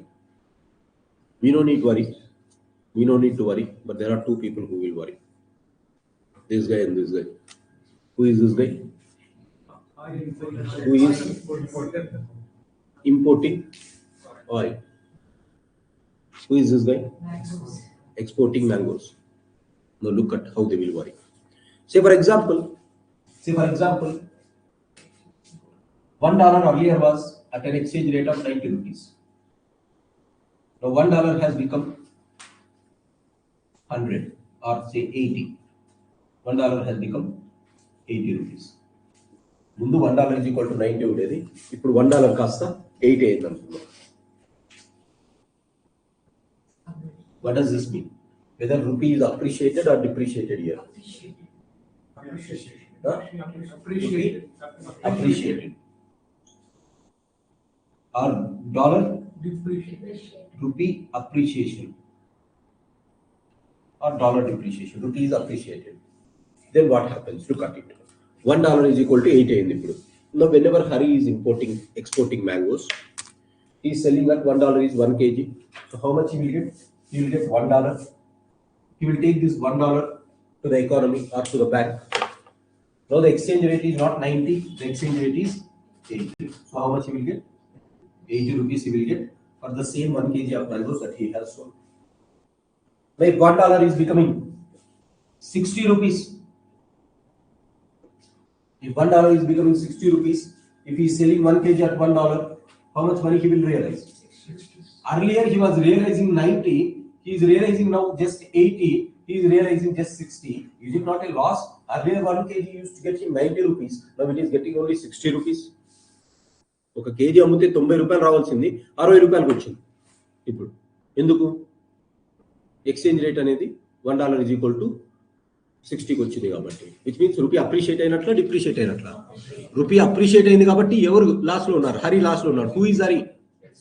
Exporter. When rupee is appreciated, what Hari is facing? Loss. Hari is facing loss when rupee is appreciating. అవునా కదా? మరి what Hari will try to do? Hari ఏం చేయాలి? ఏం చేయాలి Hari? You should wait when rupee will not depreciate. By the time he waits, the mangoes are going to get perished. Right? So what he has to do?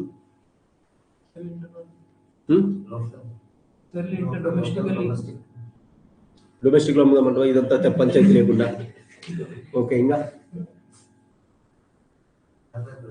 is there anything that Hari can do to get 90 rupees? Sell more. More sell చేసినా కూడా ఏమవుతుంది? Quantity will be going out. On 1 kg I have to get extra. 1 kg I used to get 90. Now I am getting just 45. Say why I am getting 45? $1 has become 45. If Hari wants to get same 90 rupees for 1 kg, what he has to do? Increase Price, inflate the price. Increase to how much? To how much? If $1 is equal to 45, now what he has to do? He may do increase 1 kg of mango to $2. Then he will get $2. Go and give it in the bank. He will get 90 rupees. Okay, kg 90 రావాలంటే ఏం చేయాలి? You have to increase the price. Earlier you are selling 1 kg at $1. Now you are selling at $2. When price of a commodity increases, what will be the demand for that commodity? Will people are going to buy? People won't buy. Now if Hari increases to $2, $4, నాకు ఇష్టం వచ్చినట్టు dollars పెట్టుకుంటారంటే, in global market, not only Indian mangoes are present, mangoes from China will be present, mangoes from UK will be present, mangoes from Japan will be present, mangoes from different countries will be present. Whoever gives at less price, they will take it. Now the moment this guy goes for increasing the price, this is an option which is available to him, but he will not resort to its option because it is going to lose market for him. People won't purchase sale because you are increasing the price. Why will the person who is staying in London will buy this product at a high price? $1 రావాల్సింది, say if this pen cost is 20, if you are saying that this is 50, What I will do? I will not use this pen. Simple. So what you are losing? You are losing trade competitiveness. You are losing trade competitiveness or not? In the trade competitiveness, what Hari is becoming? A loser. He is getting lost. Why? I have to increase the dollar. If I increase the dollar, it is going to do it. See, $1, if I want to sell more, I'll lose in the trade competitiveness. Why did he fall into this problem? Asari problem like enduku face ayyadi na? Rupee appreciate avvadam valla, depreciate avvadam valla. Appreciate avvadam valla. Rupee enduku appreciate ayindi? Dollar value depreciate avvadam valla. Dollar enduku depreciate ayindi? Dollar value, volume of dollars ఎక్కువ అవడం వల్ల. Volume of dollars ఎక్కువ ఎందుకు అయింది? Balance of payment surplus గా ఉండడం వల్ల. చూడండి, just because of BOP becoming surplus, dollars are becoming depreciated, rupee is appreciated, and due to this Hari is facing a problem.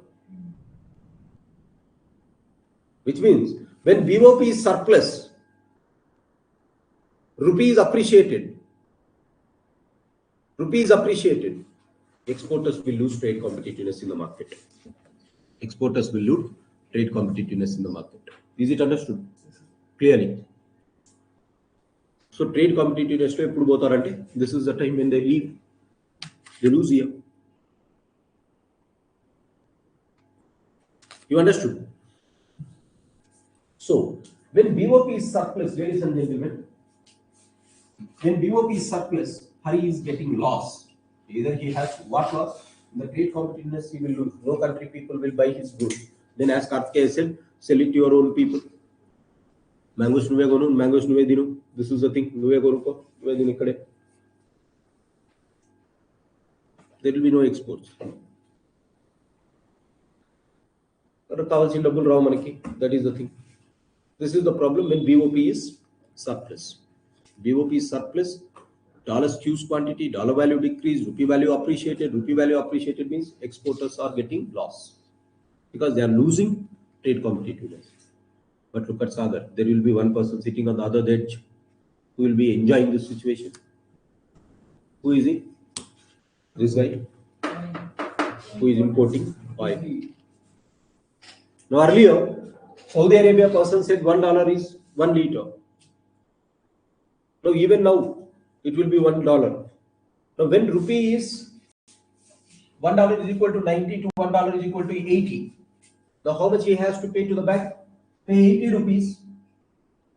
You will get $1. Pay that dollar, get 1 liter of oil. So earlier he was getting this 1 liter of oil at 90 rupees. Now what? 80 rupees he will get. Like $1 is becoming 70 or 60 or 45. Now look at this. How much he has to pay to get the same liter of oil? 45. Earlier he was paying 90. Now he will pay 45. Who is he? Importer. So $1 when it is becoming 45, what is happening to rupee value? Appreciating or depreciating?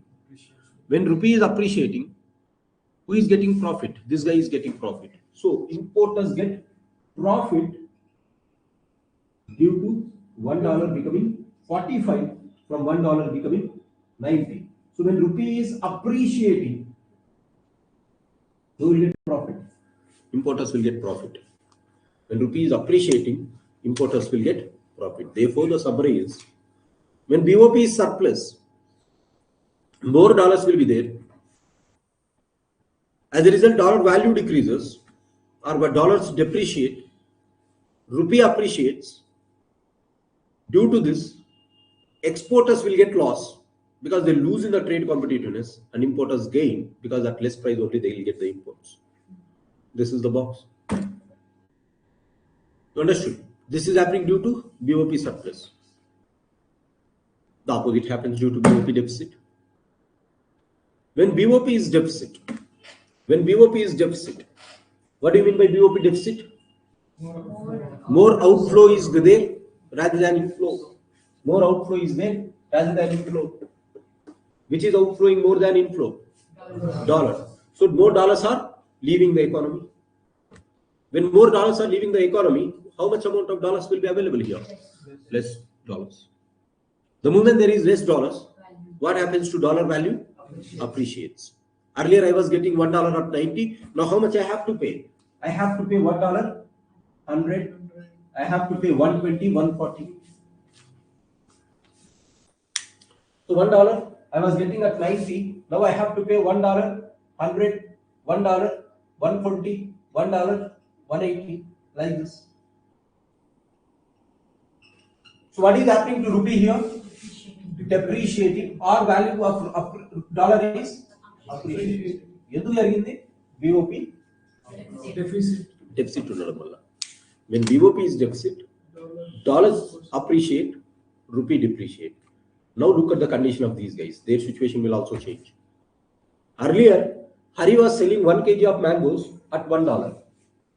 When exchange rate is $1 is equal to 90, he used to get 90 rupees. Now if exchange rate is increased to 120 for the same kg of mango that he is sold, he will get 120. అంటే ఒకటే KG of మ్యాంగోకి 120 రూపాయలు వస్తాయి. If it's $1 is 180 for 1 kg of mango, earlier he was getting 90, how much he will get now? 180 he will get. అంటే KG mango సేమే 180 rupees వస్తుంది $1కే. He is not increasing the price of dollar, the price of mangoes, but still he is getting more amount of rupees. More amount of rupees he is getting.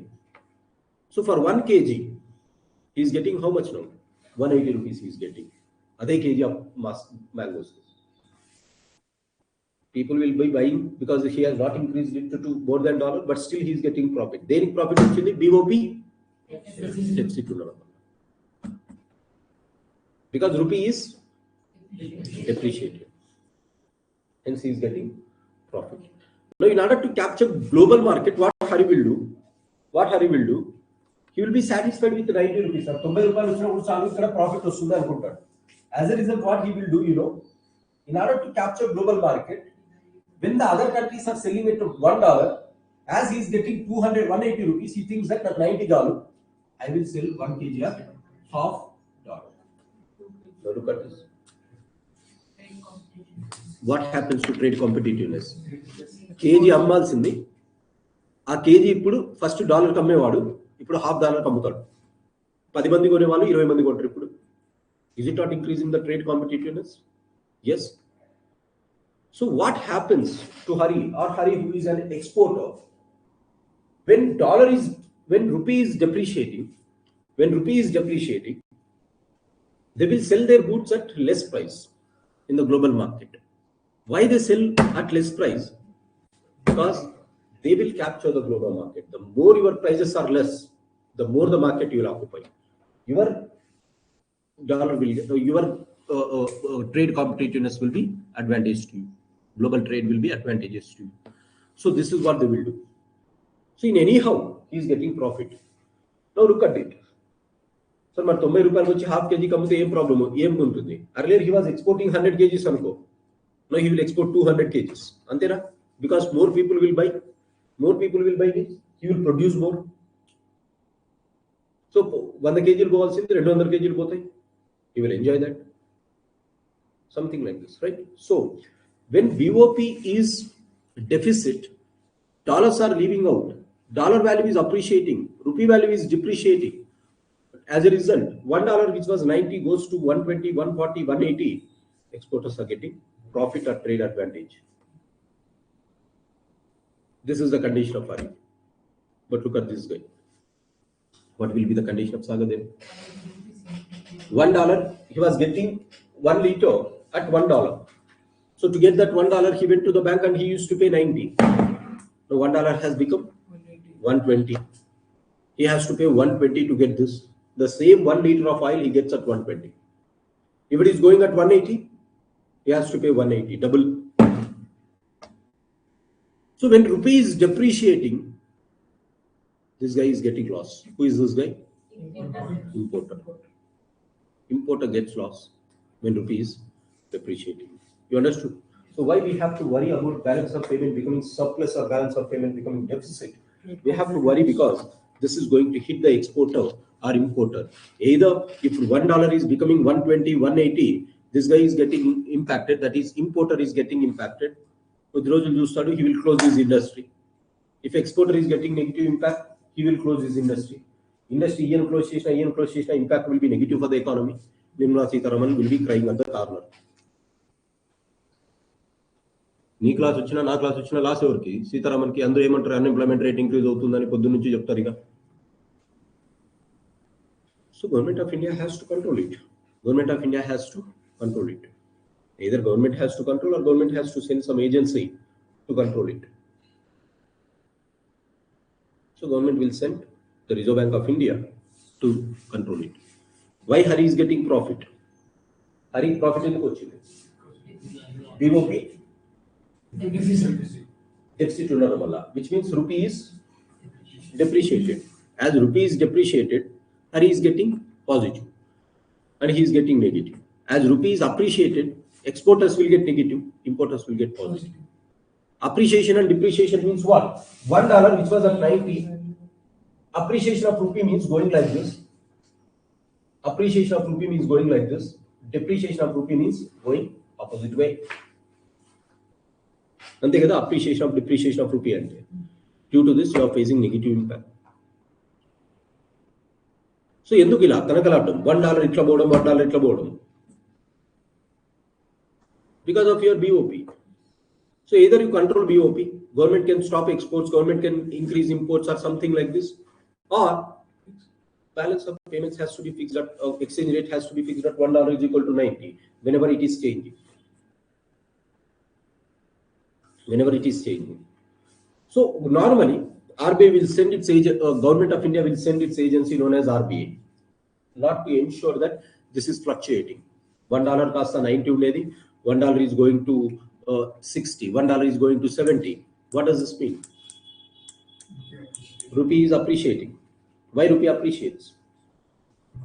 BOP is surplus. When BOP is surplus, rupee appreciates. And when what is BOP surplus? More dollars are coming in. So there has to be some agency. There has to be some agency. Whichever money is coming excess, it has to take it out. So ఈ డబ్బులు ఏదైతే వచ్చిందో అది కాస్త తీసుకెళ్ళి if it is keeping in the locker, keep it in the locker. So RBI will come on behalf of government and will suck out that excess money that is coming in. So RBI is sucking that excess foreign currency which is coming into the economy. ఎప్పుడైతే ఎక్కువ డబ్బులు బయట నుంచి వస్తాయో BOP లో RBI will suck it out. And whenever more money is leaving out, RBI will open this locker and RBI will inject the money which is going out. So it will be the responsibility of RBI to take away that excess money which is coming due to BOP surplus or inject that surplus deficit currency whenever BOP is deficit.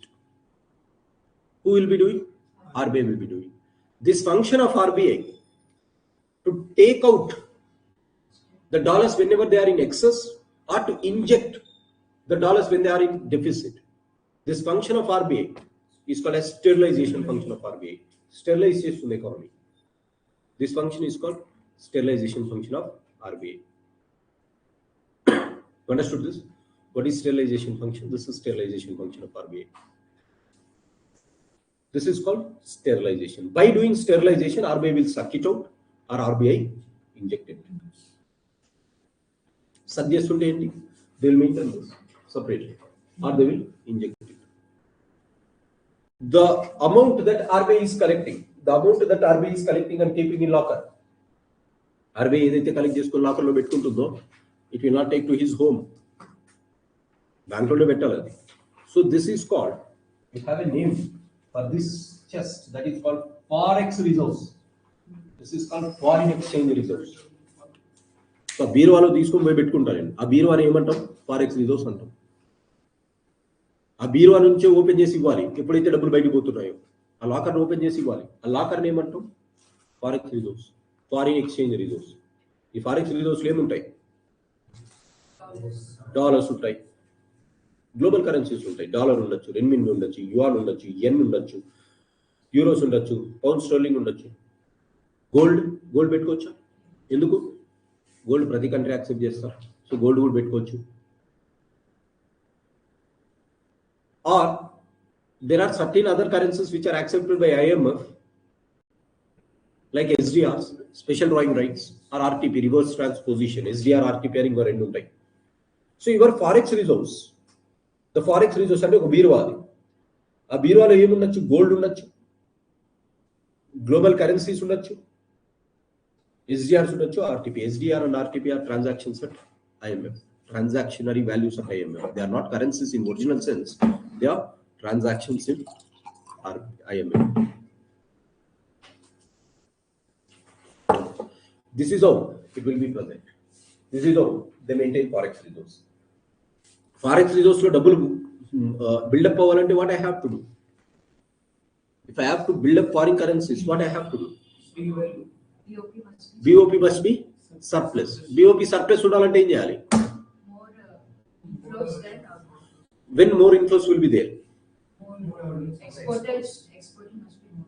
Is it only exporters? Sorry. How many value? By doing that 7 transactions, make something to these 7 transactions where it will come. Either you export more goods, or export more services, or get more interest rates, or get more dividends, or get more grant in aid, or get more remittances, or get more loans, or get more investments, or get more FCNR deposits. Exports ఎక్కువ చేయాలి. For that, India should be made in India, make in India undali. India should be a hub of global exports, just like China. So you have to revolutionize your manufacturing base. You have to revolutionize your services base. Give more loans to foreign countries, you'll get more interest rate. Invest more in foreign countries, you'll get dividends. Let your people be present in outside the world. Let them come and donate back to their home country in the form of remittances. Like this. Or go and attract more investments. Then BOP will be positive, like this. When you are doing this, BOP will be positive. But the problem is, here in the capital account, tomorrow it will go out. Then it will create a balance, negative. That is the reason they have not fully converted the currency. So you have to wait for Tarapur committee recommendations to be fulfilled, what this Tarapur said. That will look at. You understood? So this is something that Government of India has to do. So in the last 1 year, what is happening to rupee value in comparison with dollars? Rupee value is depreciating. Now, what do you mean by rupee value is depreciating? BOP is deficit. Why BOP is deficit? Because one of these 7 transactions or all these transactions are creating negative impact. Among this, which is creating more negative impact? Earlier, we used to get positive from exports of services. We used to import goods, it was negative. But we used to export our goods also. But today, earlier we used to export to USA. USA used to be our largest trading partner. Trading partner ever USA, which means we used to export more to USA. But once this Trump has increased the tariffs, our exports got this hurdle. So exports were not able to reach to the so-called America. Hence, whatever the money that it used to come in form of exports to America, that stopped coming in. So double route locally. This is one thing. So if you entirely dependent on America for your exports, what is happening to this? This is creating problem. America pay nammukodam ante vere valla pay nammukovali. This is called diversification. Don't keep all your eggs in one basket and ninna chadivam. Composite diversity index. Diverse your basket. America kavalante America undali, China kavalante China undali. All the countries lo manam antu export cheyali. This is called composite diversity index. Why are you depending only on America for your export of goods and services? When one fellow is increasing this, it will become a problem. Something like this. So you should have this. So this is something which should be reliable players that we have to go and do the trade with. This is the thing. So now BOP is surplus, deficit. As a result, rupee value is depreciating in terms of dollars. Dollars తో compare చేస్తే rupee value తగ్గిపోతా ఉంది. ఎందుకంటే dollar they have increase the tariffs and hour exporters were not able to reach the products to America because India used to trade heavily with America. మన side నుంచి exports పోయేటి ఎక్కువ America rupee పోయేవి. As a result, we are facing dollar value more compared to rupee value. Rupee is depreciating. Then when rupee is depreciating, what RBI has to do? It should inject. From where? Forex reserves. Earlier forex reserves ఉన్నాయి. అంటే America indirectly is making this country to open this forex reserves and to inject this money. అంతే కదా, open చేయి, నువ్వు బీరో open చేస్తే డబ్బులు పోతాయి. ఎంత ఫారెక్స్ రిజర్వ్స్ ఉన్నాయి మన దగ్గర? $700 billion, which is able to meet an import cover of 11 months. అంటే 11 months వరకు మనకి బ్యాలెన్స్ ఆఫ్ పేమెంట్ ప్రాబ్లం లేదు. సో 11 months తర్వాత ఇక్కడ జీరో అయిపోతుంది. నరసింహ సినిమాలో డబ్బులు తగ్గుతూ వచ్చినట్లు ఇక్కడ కూడా తగ్గిపోతూ వస్తుంది. నరసింహన అరుణాచలంలో తగ్గినట్టు. దెన్ ఏమవ్వాలి? బ్యాలెన్స్ ఆఫ్ పేమెంట్స్ ఖాళీ అయిపోతాయి. 11 months కి ఇట్లా జరిగితే ఖాళీ అయిపోతుంది. ఖాళీ అయిపోతే ఎక్కడ పోయి అడగాలి? IMF దగ్గర వెళ్ళి అడుకోవాలి, డబ్బులు కావాలి మాకు. Who will be running IMF from back? US is the major shareholder in IMF. US will twist our arms. What will be the first to twist? నేను చెప్తే వినలేదు కదా, రష్యా నుంచి ఆయిల్ ఇంపోర్ట్ చేయకూడదని. Now stop Russian imports, then only we'll give you dollars. This is called weaponization of dollar. This is what they will do. Weaponization of trade, weaponization of dollar. Currency ఉంటే strong గా fight చేసేది ఈ విధంగా ఉండొచ్చు. So America wanted us to open this and to do this, but India is outsmarting America. No, what they did? ఈ సావు నువ్వు సావు మేము చేయము అన్నారు. We did not open. RBI did not open this locker to correct that anomaly of exchange rate. $1 is going to 90, $1 is going to 92. పోతే పోయింది అనేసి వదిలిపెట్టిండు గవర్నమెంట్. ఎందుకు? If they start opening for everything, this fellow will create further impact and we will lose, and one day we will lose our sovereign right. రేపు పొద్దున వాడు చెప్పినట్లు చేయాల్సి వస్తుంది. No, it is better rather than that.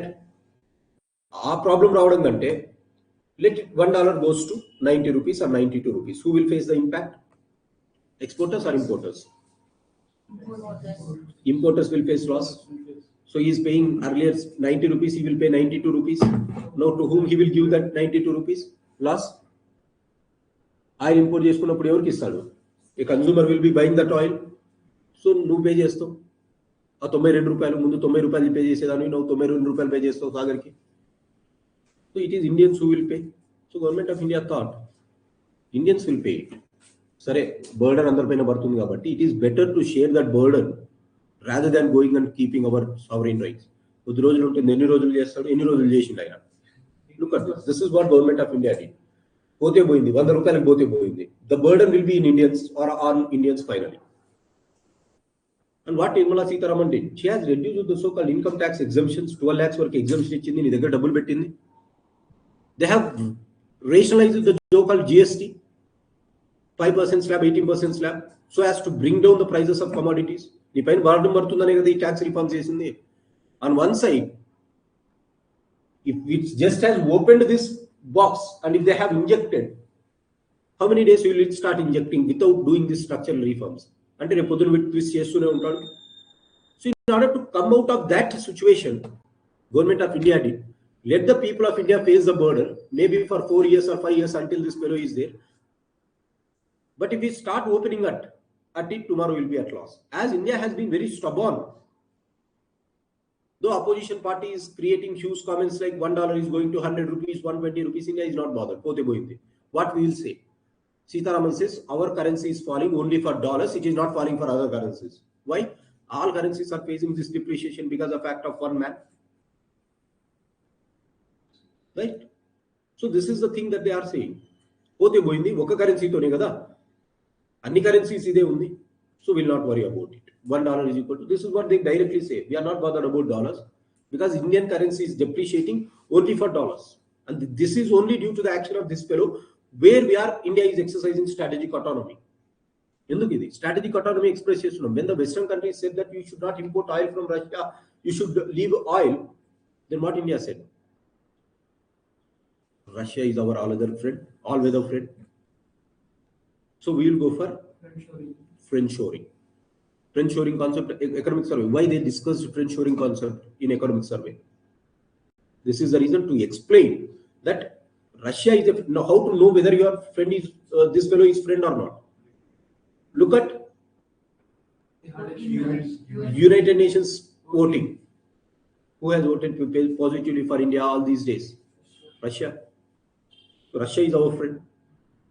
So today, earlier when people used to import or when one country used to import goods from other country, they used to look at the so-called prices. They used to look at the distance.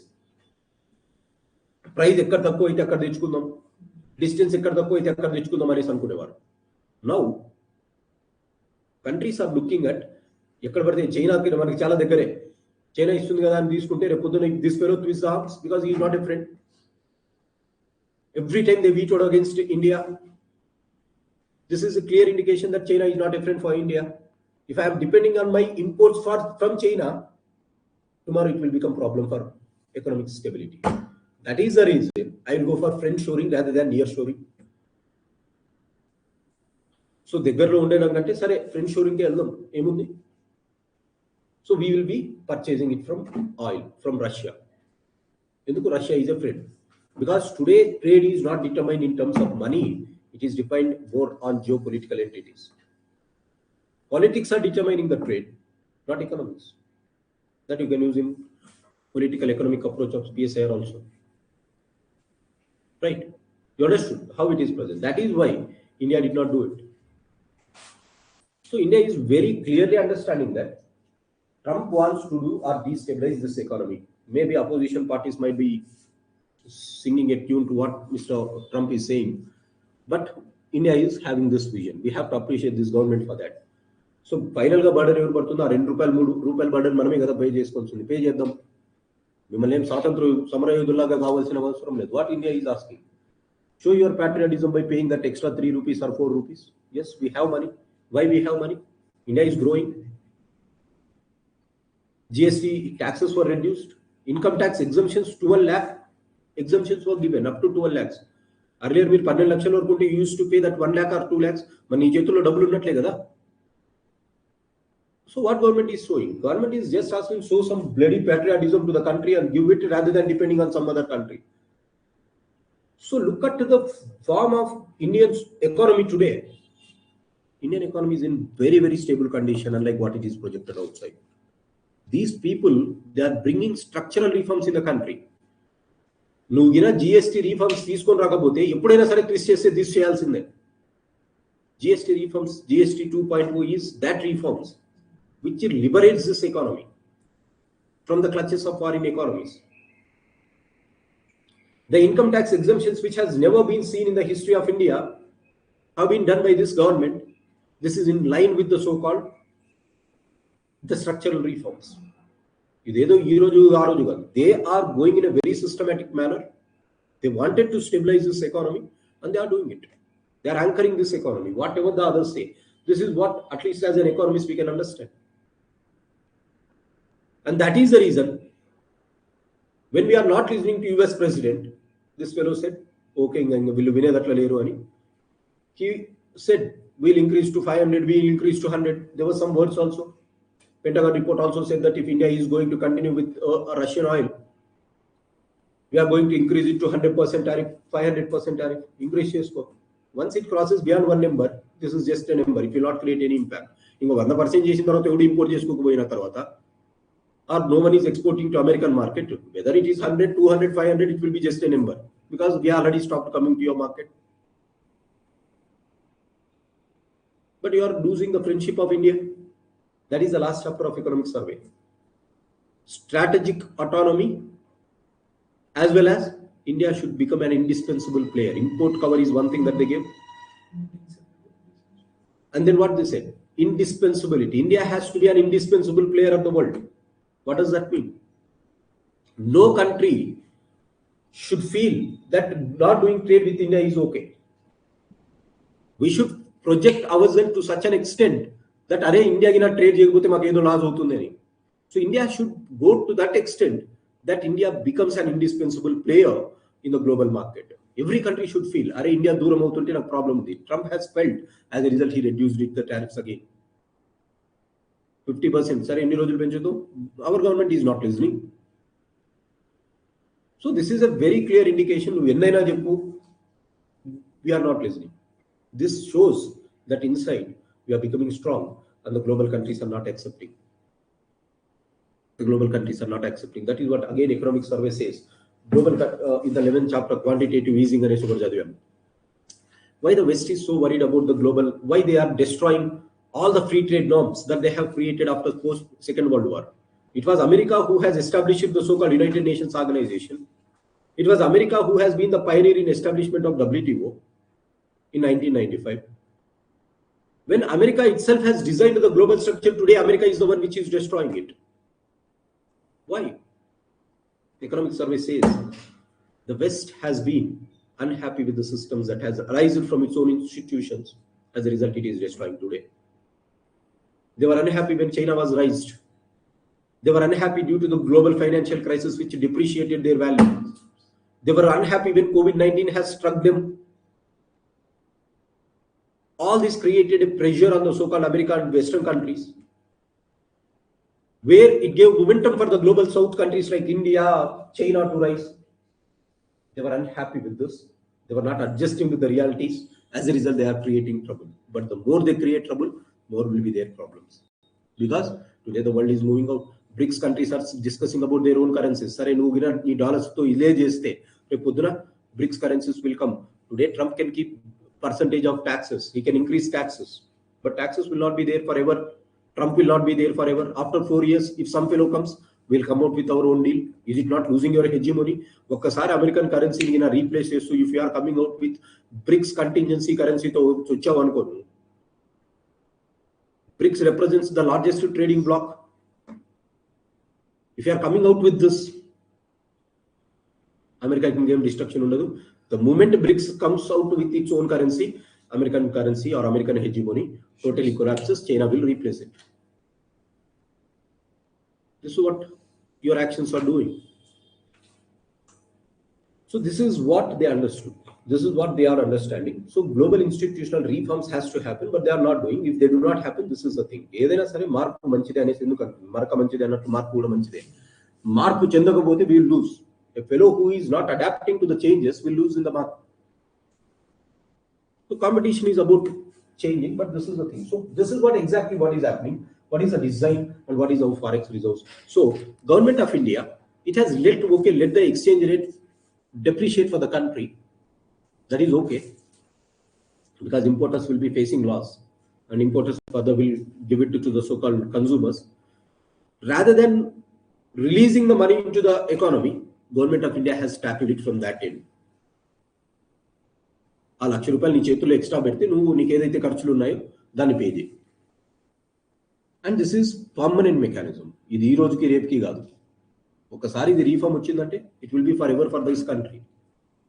So this is how government of India is operating. That is why when the entire first chapter of economic services, when the entire world is suffering from the so-called growth problems, India is having a good growth. Despite global uncertainties, the economic survey has projected that this year we grow at 7.4%, next year between 6.8 to 7.2%.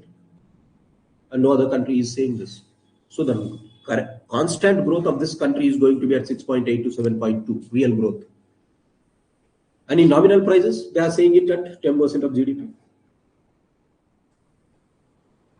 So India is situated in a very well position. Inflation is low. Reforms have taken up. Banks are performing well. Insurance sector is penetrating. Pensions are being good. So the macroeconomic parameters of this country are really good. So the time has come for India to run its way. This is called express reforms. Reform express అనేసి in the budget దీన్ని. In order to continue that, మన express ఏది reforms అనేది express గా అన్ని దగ్గర reforms చేసుకుంటూ పోయాం.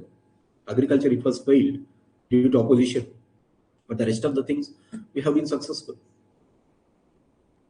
So this is what the strength of India is as far as BOP is concerned. So my point is this. So why rupee is depreciating in terms of dollars? This is the problem. What exactly it has created at the global level. So these are something that you have to understand. as far as balance of payment is concerned. So what is the summary, ladies and gentlemen, for our balance of payment? The summary is this.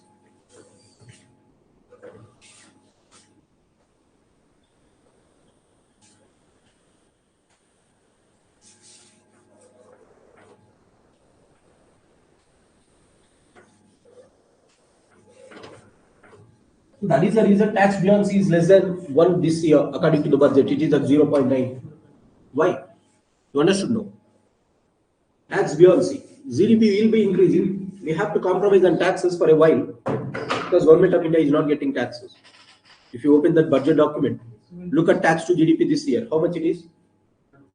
Huh? Tax to GDP. Tax buoyancy. Tax as a percent of GDP in the year. Tax as a percent of GDP, how much is there for India?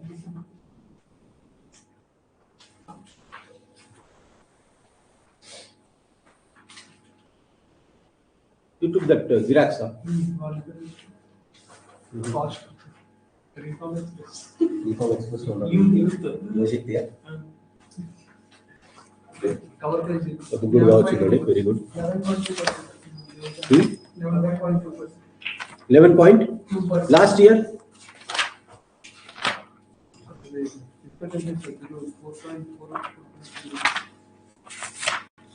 Open tax to GDP, you understand that. Trends in tax receipts. Budget to the trends in tax receipts. So look at this. I have already given this in our book, Trends in Tax Receipts. Last year, as a percentage of GDP, how much it is? 11.7. 11.7.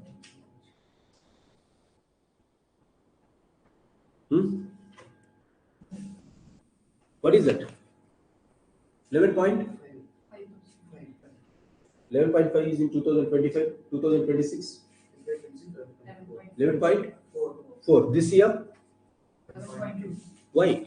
Why tax to GDP is decreasing despite GDP of the country is increasing? Oh, GDP of the country is going to be increased to 6.8 to 7.2% at constant prices or according to budget at 10% through nominal prices. But GDP increase ayinappatiki, why tax as a percentage of GDP is decreasing in the country? Earlier it was 11.5, 11.4 and 11.2 this year. GST. Why tax is decreasing? Because look at this. You have taxes, both direct taxes and indirect taxes. You have both direct taxes and indirect taxes. Look at the proportion of direct taxes and indirect taxes that you are getting. GST.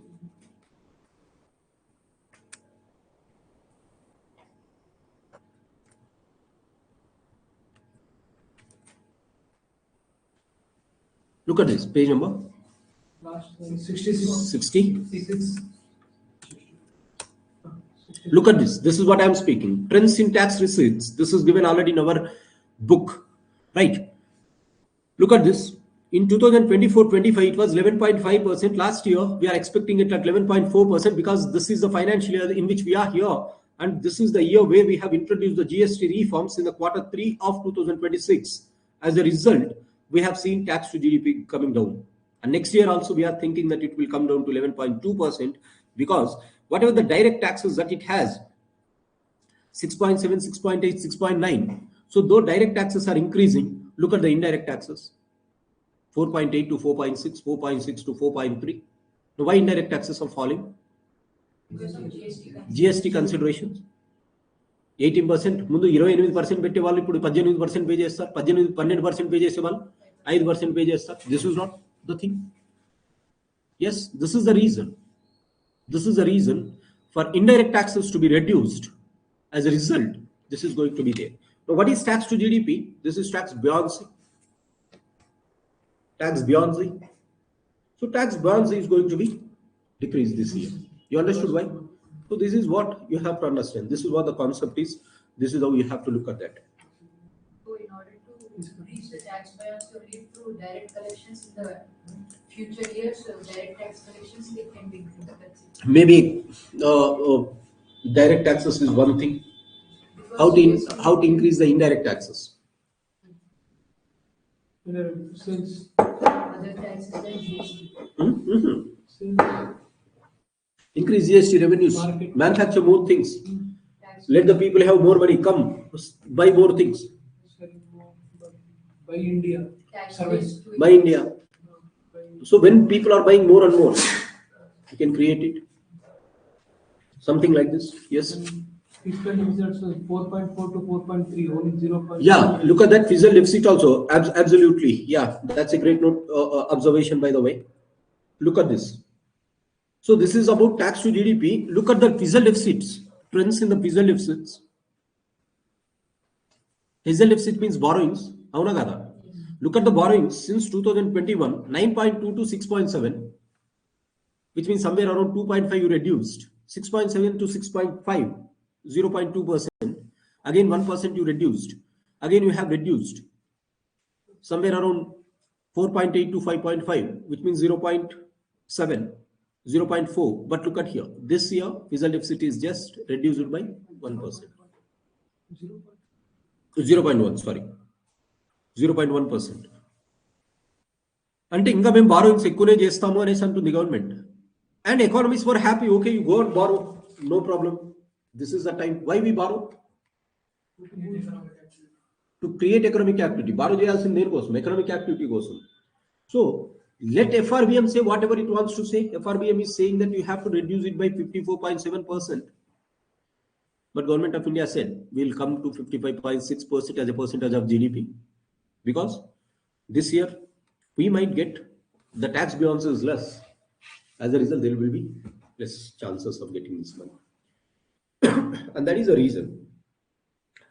Tax beyond can be increased when informal sectors are converted to formal. This is one way where you can increase the tax beyond, increase the tax base. Tax beyond can increase.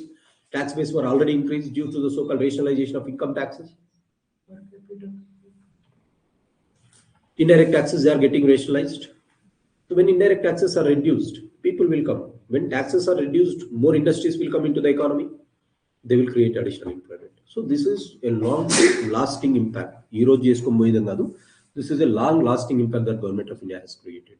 For this, we have to be extremely happy. That is what we are saying. So what I am saying finally. So we are discussing about balance of payment. So balance of payment, when it is surpluses, BOP surplus. So what is happening to dollars? value decrease. More dollars. Surplus means more inflow of dollars than outflow. So dollars, quantity of dollar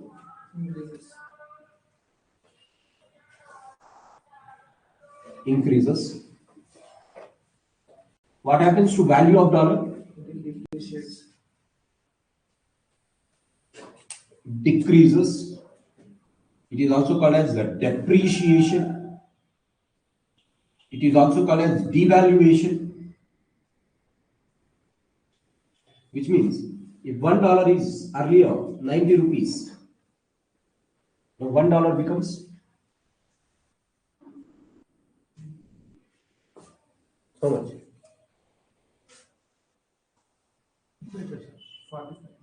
40? $1 depreciates. So earlier 90 rupees ఉండేది, $1 becomes less than 90. You can say. Avana Prabhu? Less than 90. Which means it will become 80, 70, 60. This is called dollar depreciating. What is happening to value of rupee? Appreciates.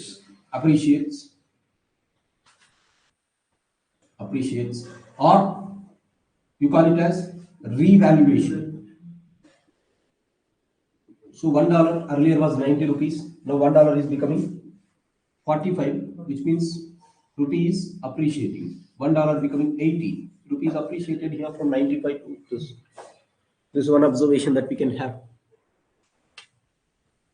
But there will be impact when this is happening, when exchange rate is changing from $1 is equal to 90 to $1 is equal to less than 90.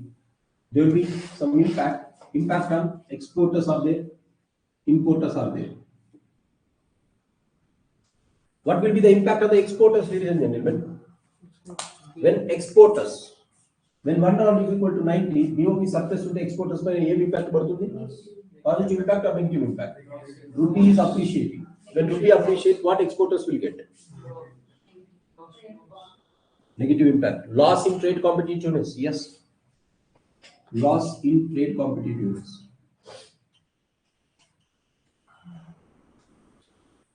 Importers, exporter is importer, he will get positive impact, gain. So this is the thing. When BOP is deficit,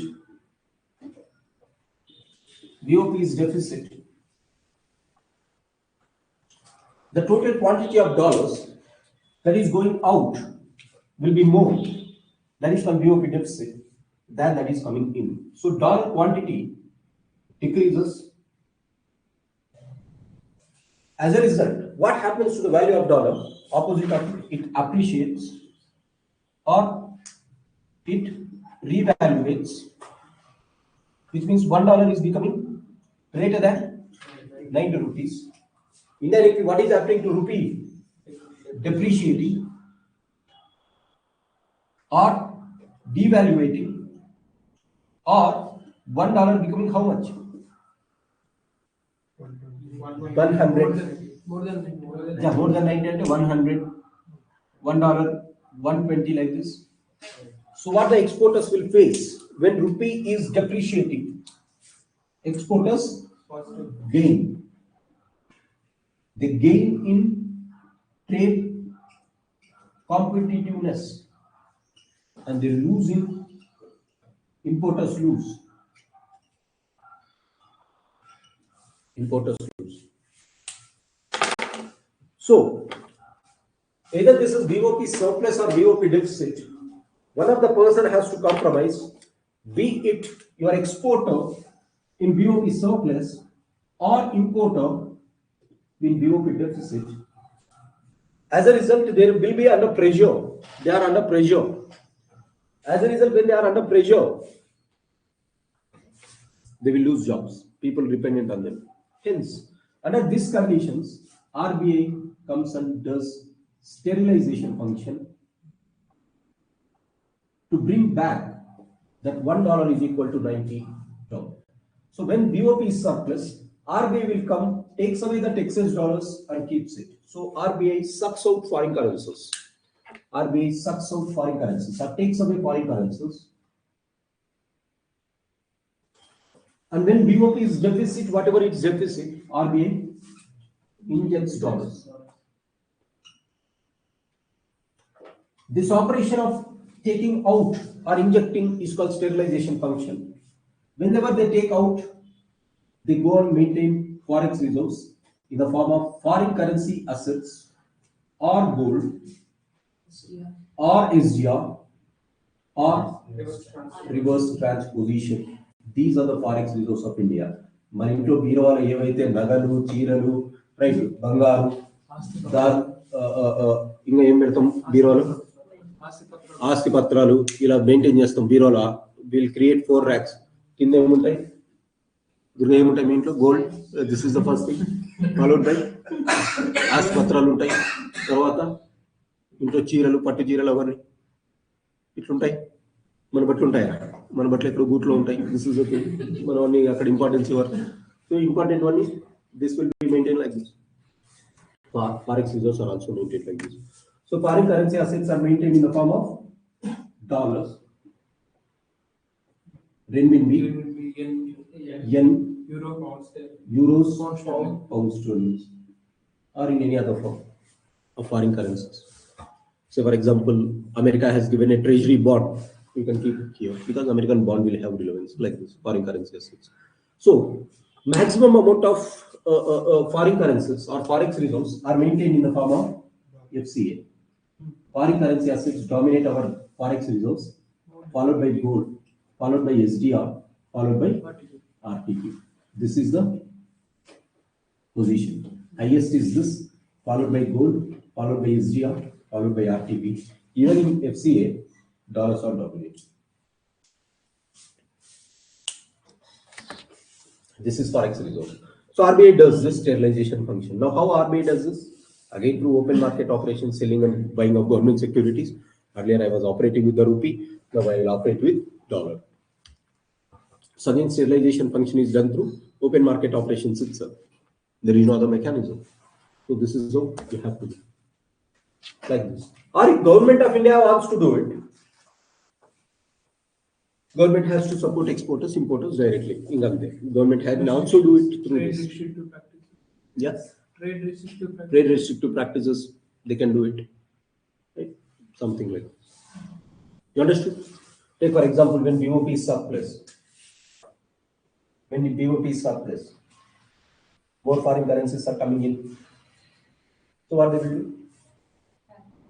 They can reduce some exports like this. Normally they will not do like, but they will be leaving it to market. But when there are deficits, more dollars are, more exports are there, more imports are there, they will reduce the imports like this. You understood? This is how exchange rate is present. So exchange rate, how it is evaluating and how this is there. And you understood what is currency convertibility, right? Currency convertibility is converting local currencies to global currencies and back global to local. This is currency convertibility. Now, whether Indian currency is fully convertible for all the transactions? Only for current account transactions. For capital account transactions, partially converted. So then when India has to go for full currency convertibility for capital account transactions, then we meet Tarapur committee recommendations. Government of India appointed Tarapur committee in the year 1997. And what this gentleman has said, he has said that India can go for full currency convertibility if it meets the following conditions. It should have forex reserves enough to meet at least 6 months imports. At least 6 months imports. We have 11 months. Happy, good. Second one.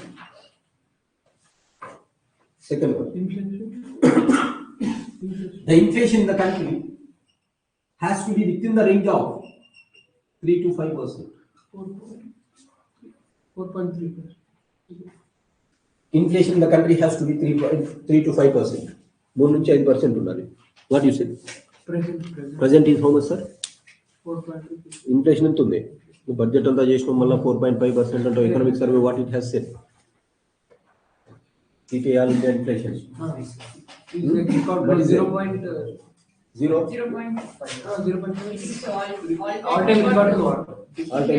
have tabled the inflation and chapter.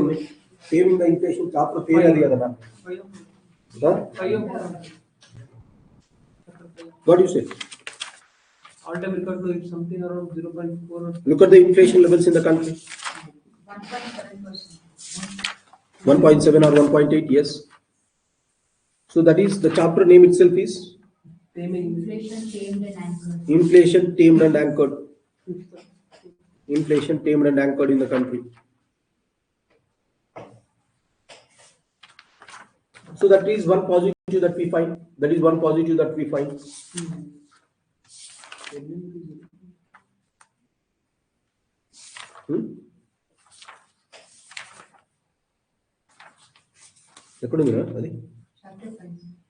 Chapter 5.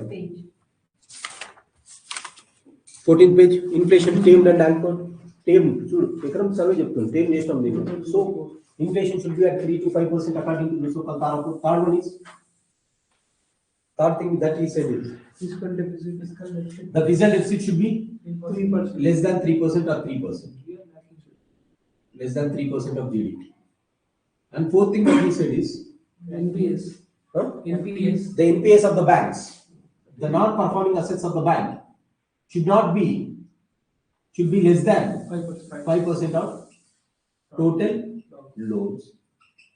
How much today? The scheduled commercial banks NPS is, gross NPS is 2.2. Net NPS is 0. So SS Tarapur way back in the year 1997, he said that India can go for full current account, full capital account transactions when India achieves these four things. When the forex reserves are enough to meet 6 months imports, inflation is within the band of 3 to 5% of GDP, fiscal deficit is less than 3%, of GDP. Sorry, inflation is 3 to 5% of the total prices. Physical deficit is less than 3% of GDP. NPA has to be less than 5% of total loans. Then India can go for capital account convertibility. But India, did it achieve it today? This thing we have achieved. Yeah, okay, this is also fine because within 3 to 5 we can maintain for the upcoming years. NPS we have achieved. But what is the physical deficit even today? 4.43. This year 4.3%. So India did not achieve. We did not achieve it. So we cannot go for this. This is what Tarapur says. So this is what currency convertibility is. You understood what is hard currency? Hard currency is global currency. Soft currency is local currency, national currencies. No, currency which has huge demand, the currency which is in huge demand at the global level, that is called hot currency. Hot cake laga mudboyai antam, which is having huge demand. Due to hard currency, normally hard currencies will be hot. Due to this, there will be huge outflow of money. Then local currencies will be under pressure. The currency which is under pressure of depreciation is called heated currency. Heated. So the currency which is under pressure of depreciation is called heated currency. Depreciation ఎక్కువగా ఉన్నటువంటి currencies ని heated currencies అంటాం. So soft, hard, heated, cold are. Hard currency, soft, under pressure. Heated currency, hard currency, and local currency. That is soft. Hard, soft, hot, heated. Something like this we have. So this is the thing that we have to understand. You understood this? This is about the balance of payment here. Now one more thing. What you have to do? This. Now whenever I say $1 is 90 rupees, I said that India is doing the trade. We have considered an hypothetical situation where I said that India will be doing in terms of dollars. But whenever a country deals, country will not deal just with dollars. Maybe I will be using euros, renminbi, ruble, dirhams. I will be having different types of trades. So you'll be doing trade with not only one currency, you'll be doing trade with different currencies. India does trade with almost 34 currencies or 35 currencies. So every currency will have its exchange rate. Whenever I am dealing trade in dollars, dollars will have one exchange rate. If I am doing in Chinese currency, it will have one exchange rate. Ruble will have one exchange rate. Every currency will have this exchange rate. So if you are taking only for one currency, like $1 is equal to this much, that is called normal exchange rate. That is called normal exchange rate or effective exchange rate under money. Effective exchange rate or exchange rate. But when I club this for all the countries, I am doing trade for almost 34 countries or 35 countries. If I club my exchange rate for 34 countries or 35 countries in which I am doing the trade, then that is called nominal effective exchange rate. So effective exchange rate is only with one currency. If I take the weighted average of all the 34 currencies with which I am doing the trade, that is called nominal effective exchange rate. No, దానికి దీనికి తేడా ఏంది? Exchange rate లో one currency. Nominal effective exchange rate లో 34 currencies. అదైనా exchange rate, ఇదైనా exchange రేటే. అది కేవలం ఒక్క కరెన్సీకి తీసాం. ఇది 34 కంట్రీస్ 40 కంట్రీస్ తీస్తున్నాం. Same. So NIR will have same impact just like your exchange rate. పదం మారుతుంది అంతే. ఇది ఎక్స్చేంజ్ రేట్ అంటాం, ఇది NIR అంటాం. Just like exchange rate is appreciating for India, it will be creating impact. The same impact will NIR also create. So exchange rate ఏం impact అయితే create చేస్తుందో ఎక్స్పోర్టర్స్ పైన ఇంపోర్టర్స్ పైన, NIR కూడా అదే ఇంపాక్ట్ క్రియేట్ చేస్తుంది. Now look at this. $1 is equal to 90 to $1 is equal to 45, which means exchange rate is becoming appreciated in terms of Indian rupees. Exchange rate is appreciating for India. What will be the impact? Loss for the exporters, gain for the importers. Similarly, NIR appreciate అయినా కూడా ఇదే impact ఉంటుంది. So NIR కి exchange rate కి తేడా ఒక్కటే. ఇక్కడ ఒక కరెన్సీకి తీస్తే 40 కరెన్సీస్ తీస్తాం, బట్ ఇంపాక్ట్ సేమే. So whenever they ask impact of NIR, just look at the impact of exchange rate. అంతే కదా, you'll get it. Similarly, this is called near. So near will have same impact. So no need to remember separately. Near ante enti, weighted average of almost some 34 or 35 currencies with which a country is doing the trade, and it will have similar impact. This is called near. Then you have a concept called real effective exchange rate. Nominal ki real ki teda endandi? Inflation. Near adjusted with inflation is called real. Near minus inflation between the trading countries is called real. So near ki difference ఎక్కువ అవుతుందంటే ఏమని అర్థం? Inflation ఎక్కువ ఉంది అని అర్థం. So because real effective exchange rate is equal to near minus inflation. As simple as that. And rear will also have similar impact just like near. Near will have similar impact just like exchange rate. So exchange rate impacts aina, near impacts aina, rear impacts aina same. దాని పదం మారుతుంది అంతే. ఒక కంట్రీతో చేస్తే ఇది, 34 countries తో చేస్తే ఇది, అది ఇన్ఫ్లేషన్ తో అడ్జస్ట్ చేస్తే ఇది. You have these things. Srilekha, Rushit, Rashmi, Sudharma, Hariprasad, Vimala, Ismail, Anuradha, Prabhu, Nanda. Prabhu, నువ్వేనా ఇది? Very good. So you understood what is real? So nominal effective exchange rate అయినా, real effective exchange rate అయినా ఏమైనా ఒకటే. This is what we have. Last ఇంకొక concept ఉంటుంది. Purchasing power parity. PPP అని ఒకటి ఉంటుంది. Purchasing power parity.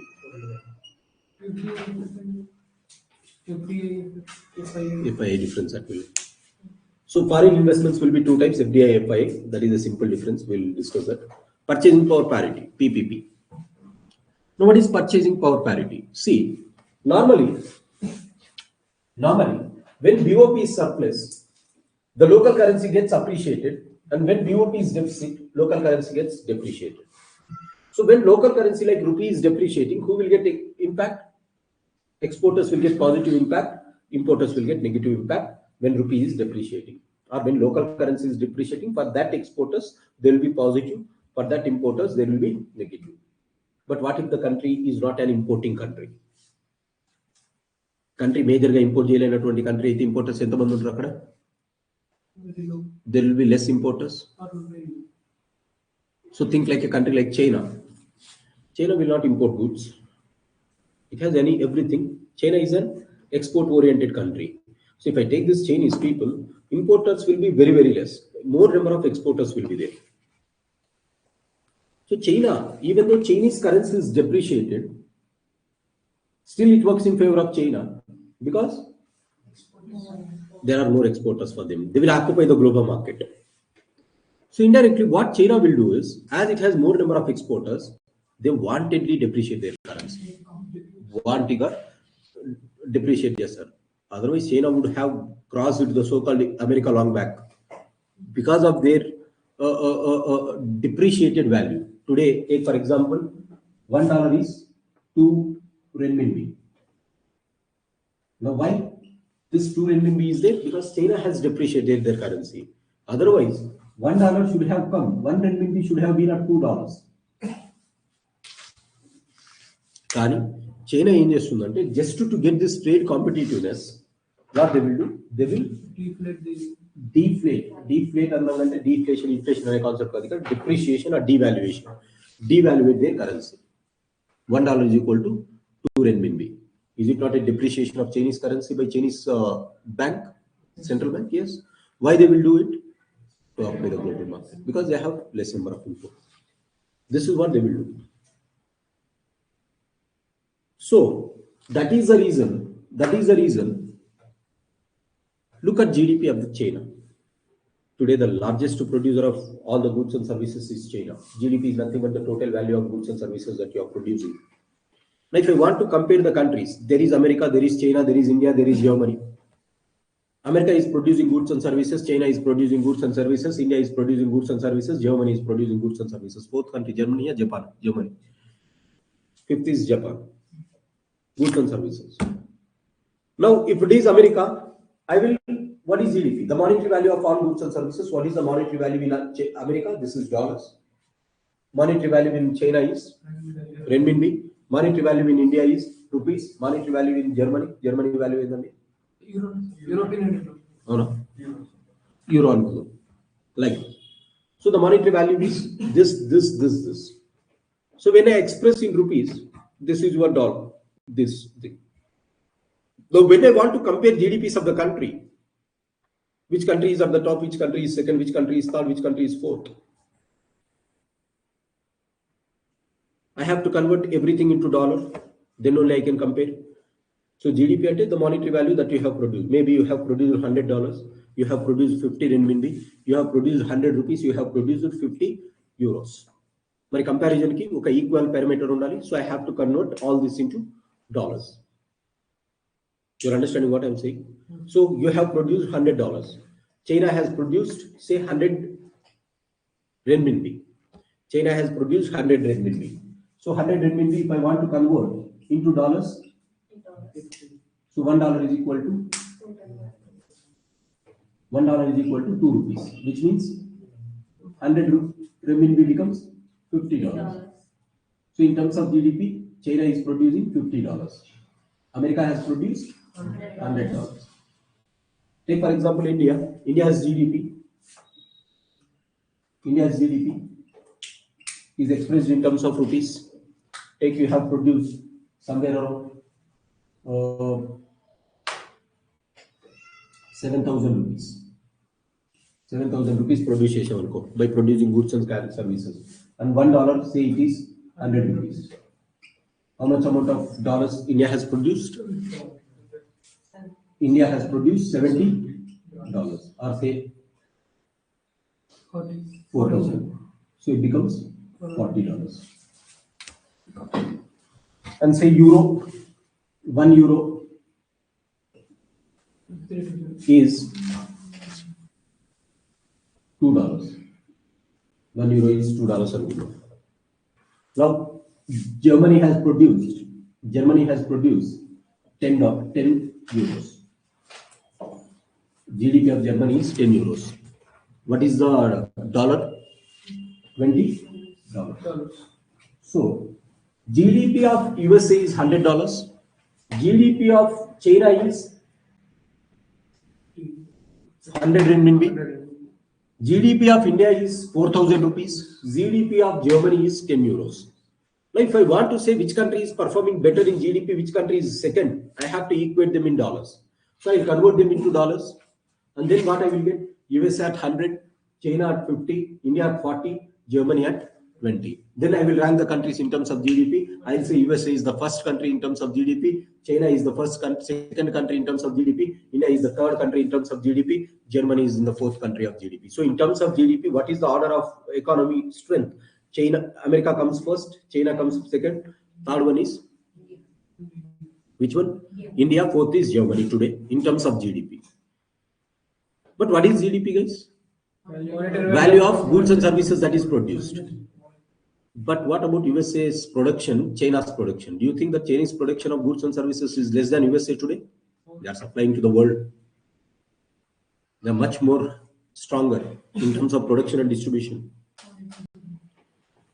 So, but in terms of GDP, China is occupying second. But in reality, who is producing more? But why China is in the second position, even though it is producing more? Why? Devaluation of its currency. Chinese currency should not be like this. Today, actually, Chinese currency should be 1 renminbi should be $2. This should be the strength. Now calculate. If 1 renminbi is $2, if China has produced 100 renminbi, how much amount of dollars it would have produced? 200. So in terms of this, China will be occupying. So if Chinese bank will not, if it is not devaluating Chinese currency wantedly, why they are doing it wantedly? Export. To have the trade competitiveness. If Chinese currency or if Chinese bank is not maintaining this currency or controlling this currency, if it is leaving to market, automatically tomorrow market will turn out to be like this. $1, which is from 2 rupees, it will turn to be 1 renminbi. So Chinese bank is doing wantedly. If it leaves to the market, the exchange rate will automatically adjust itself to this. The exchange rate which is left to the market and the market conditions are deciding. That is called purchasing power parity. That is called purchasing power parity, PPP. So this is fixed by someone, but this is free. Market is determining. Market is determining. In terms of PPP, today China is the largest country. Second country is USA. In terms of PPP, China is the largest country. Second one is USA, which is the third country. India, not Germany. In terms of GDP, we are, which means India also devaluated its currency voluntarily. So what does it indicate? Indian value is not $1 is equal to 90. It is maintained here. If you leave it to the market, when you remove this $700 billion that Central Bank of India is holding, ఇవన్నీ ఎందుకు hold చేసింది? అది exchange rate కోసం కాదు. Market, if market has been left free, if there is no RBI intervention, do you think that RBI will have $700 billion? No. If it is left to the market, look at the amount of $700 billion that will be injected. What happens to rupee value? Appreciates. $1 which is at 90 will fall to $1 is equal. $1 will come to 30 వరకు రాదు. At least less than 90. Okay, take 50, 60. This is the strength. But still we are maintaining what $1 is equal to 90 because $700 billion are present in forex reserves. Which means we are also doing manipulation of this currency. This is what Trump says. You fellows, you are manipulating the currency just to occupy the global market. And I'll impose tariffs. This is what he says. So, but the point is this. Purchasing power parity means when no country, this is a hypothetical situation, when no central bank in the world tries to regulate the exchange rate, they will be leaving it to the market completely. Then the exchange rate that you obtain is called purchasing power parity. That is the reason, in terms of purchasing power parity, China is the top country, followed by USA, followed by India. In terms of GDP, as you have manipulations here, US appears to be first, China is second, Germany is third, India is fourth. You understood this? This is what it is. So what exactly is purchasing power parity? You understood this? Purchasing power parity, no one has to intervene.